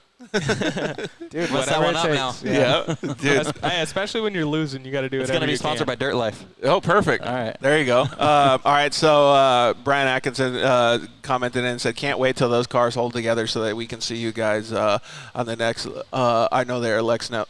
The talent that they have is next level, I think. I can't see it all the way. But, yeah, I mean, he's totally right. Like, once you guys figure out the stuff that you need to figure out, you guys are going to be giving the Can-Am guys a fit for wins. Yeah, I mean, I think so. And, I know Corbin thinks the same way. It's, we've had a rough patch. And like you said, racing happens. Like, it's unfortunate part of it. But I think that helps you, obviously enjoy it when it's good, and push forward. Like I said earlier, we never built a motor until we went to Texas because we never needed it. We were fine, and we were winning with what we had. Well, like, we weren't progressing. We were just staying stagnant. And now you got to get to the next level. So yeah, now, I mean, right now when these things are done and they're done and tested and everything is good, like, this car is going to be 10 times better than my championship winning car ever was, because of the hard times that we had trying to get them to where they're at. 100%. Brian 0133 asks, can you guys say where you're from? Nuevo, California. It's Shouts out. Yeah, it's in Southern California. By Riverside, I guess, would be the biggest thing you'd know, maybe. Yeah, Riverside's Mecca there. I like to say we live in the middle of somewhere. You know, we're not in the middle of nowhere. There's a lot of things around us, but where we're actually the perfect thing is that you can ride UTVs on the street and the cops are cool with it. Cool. Yeah. But so I was gonna say, like, I've got to had the opportunity to interview like guys like Rob McCackran and Carl Renezetter at the same time in the same conversation and stuff, and sit down with those guys. And those guys have so many stories of the past. Obviously, they're a little bit older, and they're generational racers as well. But they've gone through the ranks, started in buggies, trophy trucks, Pro 4s, now all these different things, right? And I can see like the way that you and Ronnie are talking. The Miller brothers are so competitive with you guys as well that. Whoever interviews you guys or other people, like let's just say 10 or 15 years from now, those are going to be the same conversations that you guys have as well, because you guys are building this industry and the sport, and the things that you're thinking about now are the same things that those guys, those amazing professional drivers, were doing at your younger age. Yeah, I mean, those guys were taking, stock like Rangers and you know, building them up. So we're kind of doing the same thing, at a obviously different equipment, but we're in the early stages like they were in the early stages, and you look now and like the top trophy trucks are insane. And honestly, I don't think that these are going to be too far behind. I mean, you already see electric vehicles coming out now, all kinds of stuff. You see that, and you even see like the top UTV times like aren't crazy slow, even like desert. Right, because they're fast. Yeah, comparative, on what they spend. So, and I mean, dude, like look at imagine throwing a trophy truck or a Pro 4 on a Texplex track, you get smoked. You know what I mean? Dude, yeah. So the versatility of this thing can go on. This thing can go on a straight up motocross track and do all the jumps that a dirt bike's doing. And it still can go hold its own in the desert. I mean, yeah, there's nothing like a trophy truck out there, but. It can go out there and hold its own. I got a good story about that. You guys can probably chime in with a story about this too. So my first Razor 900 that I bought from the guys at the UTV Wolfpack, that was my first car. The first day I got to go test or drive that thing, we went out to a motocross park in Arizona, and it had a little like vet track, which was basically like a short course works track. Like it wasn't that great, but it was perfect for testing those little cars. I got bored in like 2 seconds, so I went on the motocross track, and I didn't tell anybody. I just snuck over there, and I did all of the motocross jumps first lap. I mean, there's some that were fourth gear on a 250F, like big, and I did all of them first lap. And then as I came around for the second lap, the dude fucking took me. He's like, "Get out of here!" Like waved you off. Yeah, that to me is still the funnest place to drive a side by side. I thought it was so rad. Is best, and I still feel that once they throw a side by side series up, that's either like running the same like outdoor tracks that Moto is running, or even getting into a stadium. I think the funnest place to drive these things would be on like a true outdoor motocross track, or didn't they do it at Redbud? Or somewhere, even like that. Like if we could race these things on those, I feel like it shows what these things are really capable of. Like it showcases them the absolute best. Glen Helen, Maine. Yeah. Like that just is so Glen much Helen, fun. Maine only. Well, like you go to the desert, and I got to drive that for a Yamaha test day. Yeah, it's so fun. Because like you go to the desert, and like the desert's cool in a side by side, but like people that are lining up along the road to see people go by are lining up to see the trophy trucks, right? Like they're the fastest thing out there. And when you go to a Lucas race, and the Pro 4s are the fastest thing out there, right? Like to me, a side by side is next to a dirt, obviously. Yeah. But to go on a motocross track that has big berms that they're roosting on and big jumps that they're jumping and whoop sections, all that. That's such a good point. The side by side is going to be the fastest four-wheel vehicle on that type of track, and it's going to showcase all its capabilities. So that's such a good point. Mike Gardner said, "Yeah, I do too, man. That would be so." Well, Mike Gardner chimed in and said, "Love these dudes." Thanks, Mike, for chiming in. We'll ask Casey Sims' question in a little bit, but didn't the Dirt Series have Glen Helen Main track as a race or no? Or they cut it short? They did, but they kind of cut it short and cut some sections out. So it wasn't the exact same thing, but I mean it was close. So much it was fun though. Like we had a blast. It just that series unfortunately didn't get the promotion that it needed to get big. So I mean it's still going and all that. It's just you're not getting like the top pro guys aren't going to Dirt Series to go race. So that's what we were talking about. They need a little bit more of an incentive. Yeah. Casey Sims commented and said, "Corbin, when are we going rally racing?" I'm ready. Let's go. So and win. Let's get it. If you guys didn't know, you guys probably did, but Casey actually purchased the Subaru, and he just went to the rally school and stuff like that. So it's kind of cool to see that all of the younger guys are really trying to step up their game. I think it's pretty badass. Yeah, you have to. It's all these kids are doing it, and they're all starting so dang young now, and in good stuff too. I mean, the top of the line 170s are unreal. Yeah, so unreal. I can promise you though that no matter what racing that you guys go in, that the side-by-sides are going to be the most lucrative in the future. So, no matter what you do, keep those side-by-sides going, man, because you guys are doing a fantastic job. I'm all for it. I think everyone always says, "Oh, what are your plans in the future?" Like, man, there's so many opportunities that come from the side-by-side. I have no problem racing the side-by-side for years to come. Yeah, exactly. Of course, I want to do it on maybe on new terrain or new obstacles or new genre of racing, but man, I'd still love to do it in the side-by-side. There's so many cool cars. Like we already talked about the versatility of all the different cars, right? Wider, skinnier, whatever. But like they've developed and they keep developing every few years. Like so, I mean, who knows what's going to come out next? Yeah, I mean, imagine looking at this thing 5 years ago when you're driving a 900. Like they're not even comparable. Like this thing's insane. What you can do even in stock form compared to that. And those things were fun as heck in their day too, and they still are. Dude, but, that's man, so I can't imagine the next 5 years, I wonder what, I got to ask James Hill the same question over at IMG because he's like the OG Rhino guy. Yep. So I got to ask him the same question. Like, what if you had to get back in a Rhino? Exactly. Yeah. Like, compare that to a Rhino? I mean, dude, they were all talking about golf carts. The Rhino is about a dang golf cart compared to these now, and these are still the golf carts, right? Yeah, so, exactly. Well, I'm glad that you guys have such a good race mentality and a good craft to be able to do it. You guys kind of talked about that racecraft, like Cooper Webb and Eli Tomac have different racecrafts, right? I feel like you guys are a little bit different. Like his mental racecraft is kind of like Cooper Webb, like he's real methodical. He's understands what he's doing different. You're a little bit more hanging out, like maybe a Eli Tomac or somebody.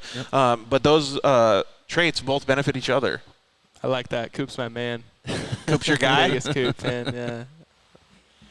He's cool. Actually, yeah, he's pretty cool, dude. I like him. People hate on him, but, dude, you got to respect it. Dude just shows up and gets it done. I know, right? The only thing I wish he would do is take more outside lines because he's like the inside line master. Yeah, he is. Yeah, he's not wasting any time. KTM turns good, I guess. I know, right? Yeah, they do. All right, so we already asked what your future plans were and stuff like that, but is there any people that you'd like to thank or before we go into this rapid-fire Q&A? Yeah, I mean, obviously Polaris right off the top. I mean, without them, we're not sitting here doing this. I'll tell you that. So. No chance. Polaris, Motul, Rigid, Tensor, Method, Walker, Holtz, Car One. Man, there's a ton of people. Sparko. There's no way without those people behind the program that we're going to be doing it. It's too expensive, and you got to have a lot of help, and those guys have been a huge one. So when you talk about the sponsors and stuff, because I always think about it like from a PR standpoint, right? Like, okay, well, you got your PR girl right over here, right? So what would she say has been the best thing? Like your longevity with the sponsors, the way that you work with them? Like maybe, I guess a better question would be like if you're talking to some of these new racers that are listening to the show, we get this question all the time, like how do I get sponsored? I mean, I probably got it 10 times last Shelby. week. Yeah, hire Shelby. There you go. Hire Shelby. But honestly, I think it's just being a genuine person. You see be yourself, right? Yeah, and you see a lot of people get a lot of stuff really fast and then they burn out, right? So they get help, and I don't know how they're doing it, or maybe they're not even getting it. What it seems like, how Instagram is, so you just never know. But I feel like I've had relationships with a lot of people. I have old sponsors that don't even sponsor me anymore, and we have super good relationships with. That's actually really hard to do. Yeah, no, and I mean, there's just comes a point where, sometimes from a business standpoint, like, hey, sorry, this doesn't work this year, but I'm not saying that this isn't going to work in 2 years or 5 years from now. Like, yeah, don't burn bridges. You can't. It's such a small industry, and like you see it, you see one person. So let's say you burn a bridge at one sponsor. Well, a lot of times that guy that was your sponsor there has now gone to this company, this company, this company, and this company. So if you burnt your bridge with him, you're done with all these other ones too. So you gotta, I don't know, I feel like just being a genuinely good person, and I mean, I don't know, I feel like we probably don't do social media stuff as good as we should. That's kind of why Shelby's been helping us out. But you just talk to them and let them know how you're doing, and just get to know them on more of a personal level versus just like, hey, what can you give me type thing. And we actually talked about this when Shelby was interviewed on the show earlier, like one of the first episodes. Another really, really big tip, never throw your helmet. Yeah. Never Get throw pissed. your helmet. I Like, had Cody's definitely more of that than me. my first year of racing, goggles flying, just all kinds of stuff. Just 'Cause you wanna win. terrible. Yeah. I mean, I look back at it now and I'm like, dude, I was an idiot. Like, Yeah. that's the dumbest thing. And I Hindsight's people off. 20/20, yeah, though. I made people mad. So, you know, it's you gotta, you know, yeah, you can vent and you can do all those things, but do it in private. Yeah. Don't Go in the you know, motorhome. Yeah, go in the motorhome and throw your tantrum and then walk out with a smile on your face. Because Yeah, exactly. it looks really, really bad. It looks really bad when you just put it all out there. So Yeah.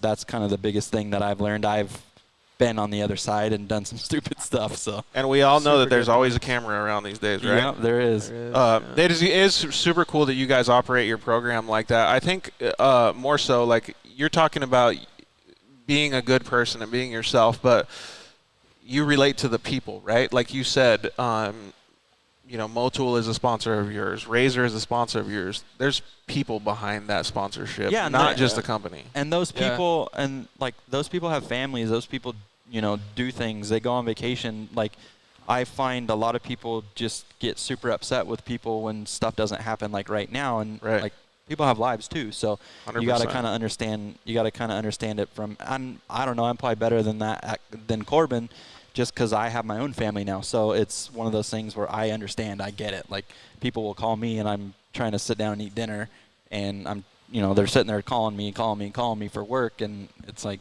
come on, give me a break. I was at work all day. I got you. Yeah. But I that think it, just being you know, like a lot of these people were just. do you think that especially may kids and stuff, you know, you try to put on this persona, and like we put on this persona of like, yeah, the clean cut, like try to be well spoken and try to have our stuff looking right, but that isn't some persona we're putting on, you know. That's you guys. us. You know what I mean? We're not trying to we're not some wild partiers that are trying to put this on. This is us, and this is what we want to do. If you are the wild partier, you know, like there's still a market for that too. You know what I mean? To a point, you know. So be you. I mean, yeah, you can't be stupid. Yeah, But, exactly. But yeah. I agree 100%, and that's kind of where I was going with it. Was like, we had talked about it at the beginning of the show that you guys were OCD, but it's actually just because you guys are being you. Yeah. You know, you're not showing something on social media that isn't an actual truth. And I'm not trying to make people think I'm something that I'm not, you know. Like, this is me, and I'm going to try to be the best me, and I'm going to try to help him be the best him, and we're going to do that together, and we're going to try to make the team the best it can look. But it's still a point. We're still humans, you know what I mean? And every racer is. And, man, you play to your strong suits, and you try to fix your weaknesses, and just like you're saying, be you, and especially with sponsors and stuff like that. They're real people, you know. Yeah, So 100%. and there's plenty of people now that I can think of now that we're still, you know, friends with, that if there ever is an opportunity in the future, we will be back with him. I can tell you one of the most meaningful things that has ever happened in my racing programs is me sending thank yous and gifts to my sponsors at the end of the year. Because, like,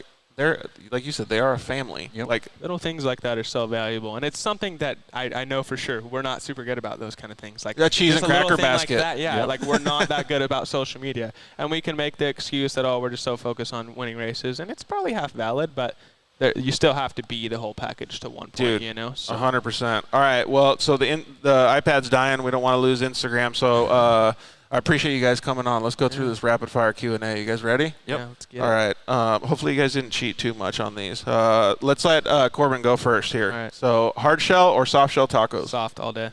All day? Yep. So he's mad at me because I Soft. got hard shell. Nothing other. I mean, soft carne asada. I don't even mess with anything else. You don't? Nope. Dude. Carne asada, that's it. I'm a hard shell guy. I like them tacos. I mean, street tacos I'll do soft, but other than that, I'm a hard shell guy. Pan fried tacos all day for the win. Chicken or asada? Oh, asada all day. Asada, yeah. Dunes or the river? I would say dunes. I'm gonna go river. You're going river? I feel like river. You could do both. I feel like you kind of ride at the river when it's not hot. I don't know. Yeah, I like okay. chilling sometimes. Depends on where you go. I like your style. I race enough, man. I like to be able to go and chill at the river sometimes. Three-wheeler or quad? I'm going to go with three-wheeler. Yeah, I mean, I'm not really I haven't either, really even but ridden I'm them, gonna, but I'm not a gonna go quad guy. three-wheeler more than I'm going to go quads for sure. Dude, you guys got some cojones, man. Barsha or Plessinger? Passenger. You know, I don't know. Barsha's made a fan out of me this year more. I feel like His he's style for sure, but as a person, I like Passenger better, I think. Barsha's just freaking pepper the whole time. Yeah, he's dude. just an full animal. wide open. Pizza I love rolls that. or jalapeno poppers? Little Smokies. Ooh. I remember we used to have that on here. Yeah, I'll go peas rolls. I'm not a huge fan of either, really, I guess. Would but you I'll pick go Little peas rolls. Smokies then, too? I don't know that I've ever had Little Smokies. Little Smokies are the dude. little barbecue weenies, the little ones. What if I did Little Smokies or Mini Chimmies? That's what I should do. I just always called those mini dogs, but Mini dogs? Smokies, yeah. Mini corn dogs or Mini Chimmies? I would definitely go, mini corn dogs. All right, let's see here. What's next? Oh, coffee or tea?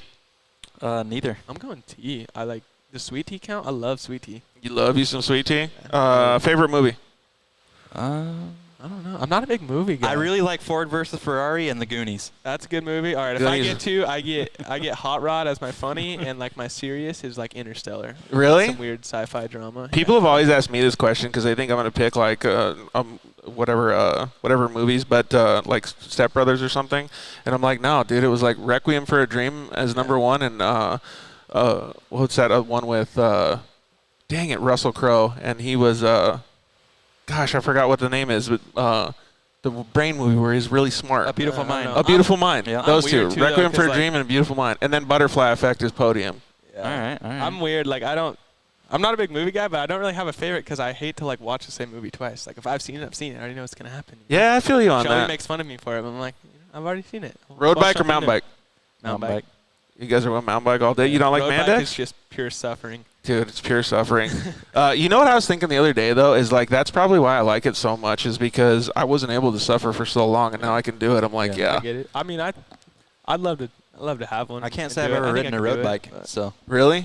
I've never like full spandexed up and like You gotta actually do gone it. on a ride. I've ever just cruised one around. Just to have a picture of the spandex so you can give it to your wife when she's all mad at you and just make fun of you after that. Look pretty cute. Mountain Dew or Dr. Pepper? Sprite. I'm not a big soda guy. I'm more of a water, but I'll do Dr. Pepper over Mountain Dew for sure. So Ryan Beat was telling me that, and we all know what Shelby would do, Cactus Cooler. Yeah. Yeah, she does like Cactus Ryan Cooler. Beat said Dr. Pepper is the soda of off-road. That's what he told me. Dr. Pepper is good, dude. I mean, like I Really? said, I don't really drink soda. Like I don't maybe drink we it, should but hit them up I for a eat pretty sponsorship if healthy, they're the so- soda of off-road. That's what I'm saying, dude. Like, so where did that come from? If you had one superpower, what would it be? I Like, think, I mean, what fly. are our options? I think What are our fly. options? Nah, we can't just make up. You can make it whatever you want, Flying dude. would be pretty sick. Yeah, I think fly. What would your son pick? Hayden pick? Oh, he'd for sure be Shoot webs. Spider-Man. Yeah, he would definitely be able to shoot webs. Spider-Man? Yeah, he'd for sure be Spider-Man. He might be Sonic right now. He might like to run Yeah, I don't know. fast. He's all pretty about into Sonic, too. Where are you going with your superpower? Oh, dude, I'm going everywhere. There. Oh, you're gonna be a teleporter guy? Yeah, no, I'm flying. I'm just cruising. When it's time to get dinner, I'm just flying over to Italy or something for dinner. All right. So we already talked about this one. Your guys' most memorable race was that one in 2019. Favorite flavor of ice cream? Chocolate chip cookie dough. Whoa. Oh yeah, you answered this last time, I think. At the- Cookies and cream all day. cookies and cream all day. Dogs or cats? Cat. Dude, I think I like I didn't used to like cats, but I think I like cats now. What about the little pig that's out front? Well, I don't think he's too little, Yeah, he's but not very little. He's And a don't big make old him brat, mad. dude. Oh, really? He's a big old baby. Definitely not pigs. Netflix or YouTube? Netflix. Netflix.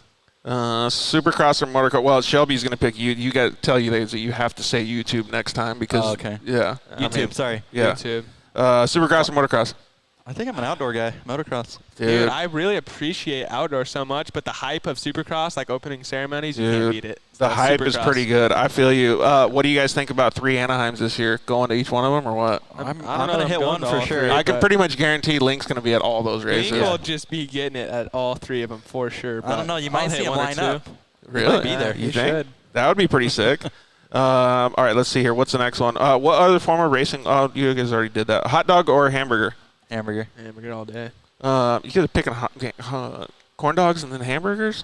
This is a good one. Corn dog and hot dog is a whole And separate story. I'll dude. preface this by saying both of your guys' chicks are sitting right in front of us. Who is your celebrity crush? So are we going off hotness or are we going off like the whole package? I kind of feel like you should just do the whole package because that's like an even thing, right? So Jessica Biel, I think, is pretty fine. But, She's pretty up there. but she has terrible political views. Oh, So it kind of brings her down a notch, but I'd still have to put her on top. okay, gotcha. Corbin, where are you going? Because like when I was like little, like my original was Miley Cyrus, but now she's so blown that I have to go with Kendall. I just mean like she's just done like. I don't even care who you pick now because she's so blown, dude. Is all I need to hear. like when she hit wrecking ball, when she shaved her head, like She she's wrecked as the bad ball as Britney right there. Spears to me It at was that point, over. you know? Like it was over for me. It was over for me. Oh, she's so blown. Yeah. Chips and guacamole or French fries and ranch? Chips and guac. Chips and salsa. There's no other option. Oh, that's Chips what you're and doing? salsa every single day. All day. I don't miss a day. Yeah, especially with the shitty ass guac that we got today. That's like That my stuff one sucked. snack. I eat pretty healthy, but that's like my one snack Yeah, so that I have to have. the iPad's dying, but funny story is we got a bunch of tacos today. We tasted the guac. You and I both did, and you tasted it like you had some cojones to go in there and taste it. It tastes like soap. Yeah, just like Dude, soap. I haven't eaten any. I'm gonna have to go Don't. pound some now. I think had they the might have biggest put migraine. some, Nah, your stomach is already hurting. You're gonna blow. Yeah. You're gonna be blown after this. I You think eat I'm better that. now, dude. I just I wasn't feeling good before, but I'm gonna go pound some tacos now. All right. Well, thank you guys both for hanging out on the show, letting us hang out with the Dirt Life at the shop. It was really cool to just have a fun conversation. Is there anything else that you guys want to talk about before we dip? No, I'm good. Yeah, First of all, you guys did an awesome we job. covered a lot. I think you guys did fantastic on the show. It was cool to have Ronnie on. It was cool to have Seth on and hanging out. It was really cool that you guys got so many comments and people chiming in. I think it was a really good show and a really fun time. So I appreciate you guys having us. Thanks for having Yeah, us. I appreciate you being here. It was fun. Don't Do it eat the again. guac. I won't eat the guac. All right. Well, thank you very much to Shelby. Shelby's was awesome, man. She did such a great job at coordinating all of this stuff. She even did some technical stuff, like she was a technical coordinator, figuring out how fast the internet would go and stuff. So, if you guys do need any help, hit up Shelby for your racing programs, because she did such a fantastic job mediating this and getting everything lined up that I think she would be a fantastic addition to any of your sponsorship acquisition opportunities and stuff like that. So, thank you very much to her for doing that. Next week's show, we have Mikey Kelly and Johnny Cultura. They're going to both come on. I think it's going to be pretty awesome to talk with those guys. They're both Should be a good one. hype men in fun. general. Yeah. And we really appreciate all you guys for joining us. Like, you guys commenting in and having fun with us is the lifeblood of the show. So we can't thank you guys enough. You guys can always check us out every Monday night on Facebook and YouTube. Unfortunately, tonight Facebook didn't work, but you can always check us out on Instagram. And Thursdays, we always have an Instagram Live with the Industry Insider. All of the shows can be downloaded on any of your favorite archive apps, I call them, like iTunes, Spotify, Pandora, all those apps. So feel free to check those out while you're driving. Then you don't have the video, but you can still listen to all the audio. So, man, it was just an awesome show. You guys have been so good to us. We want to give back to you guys. So on the dirtlifeshow.com, we have set up a sponsor deals page. So you guys can go get deals over there. You can even watch videos from our boy Alex Stryler. He used to work at Lucas Oil. He's a marketing coordinator and just an all-around badass. He has a whole sponsorship tutorial program that you can watch on how to get sponsorships for your race team.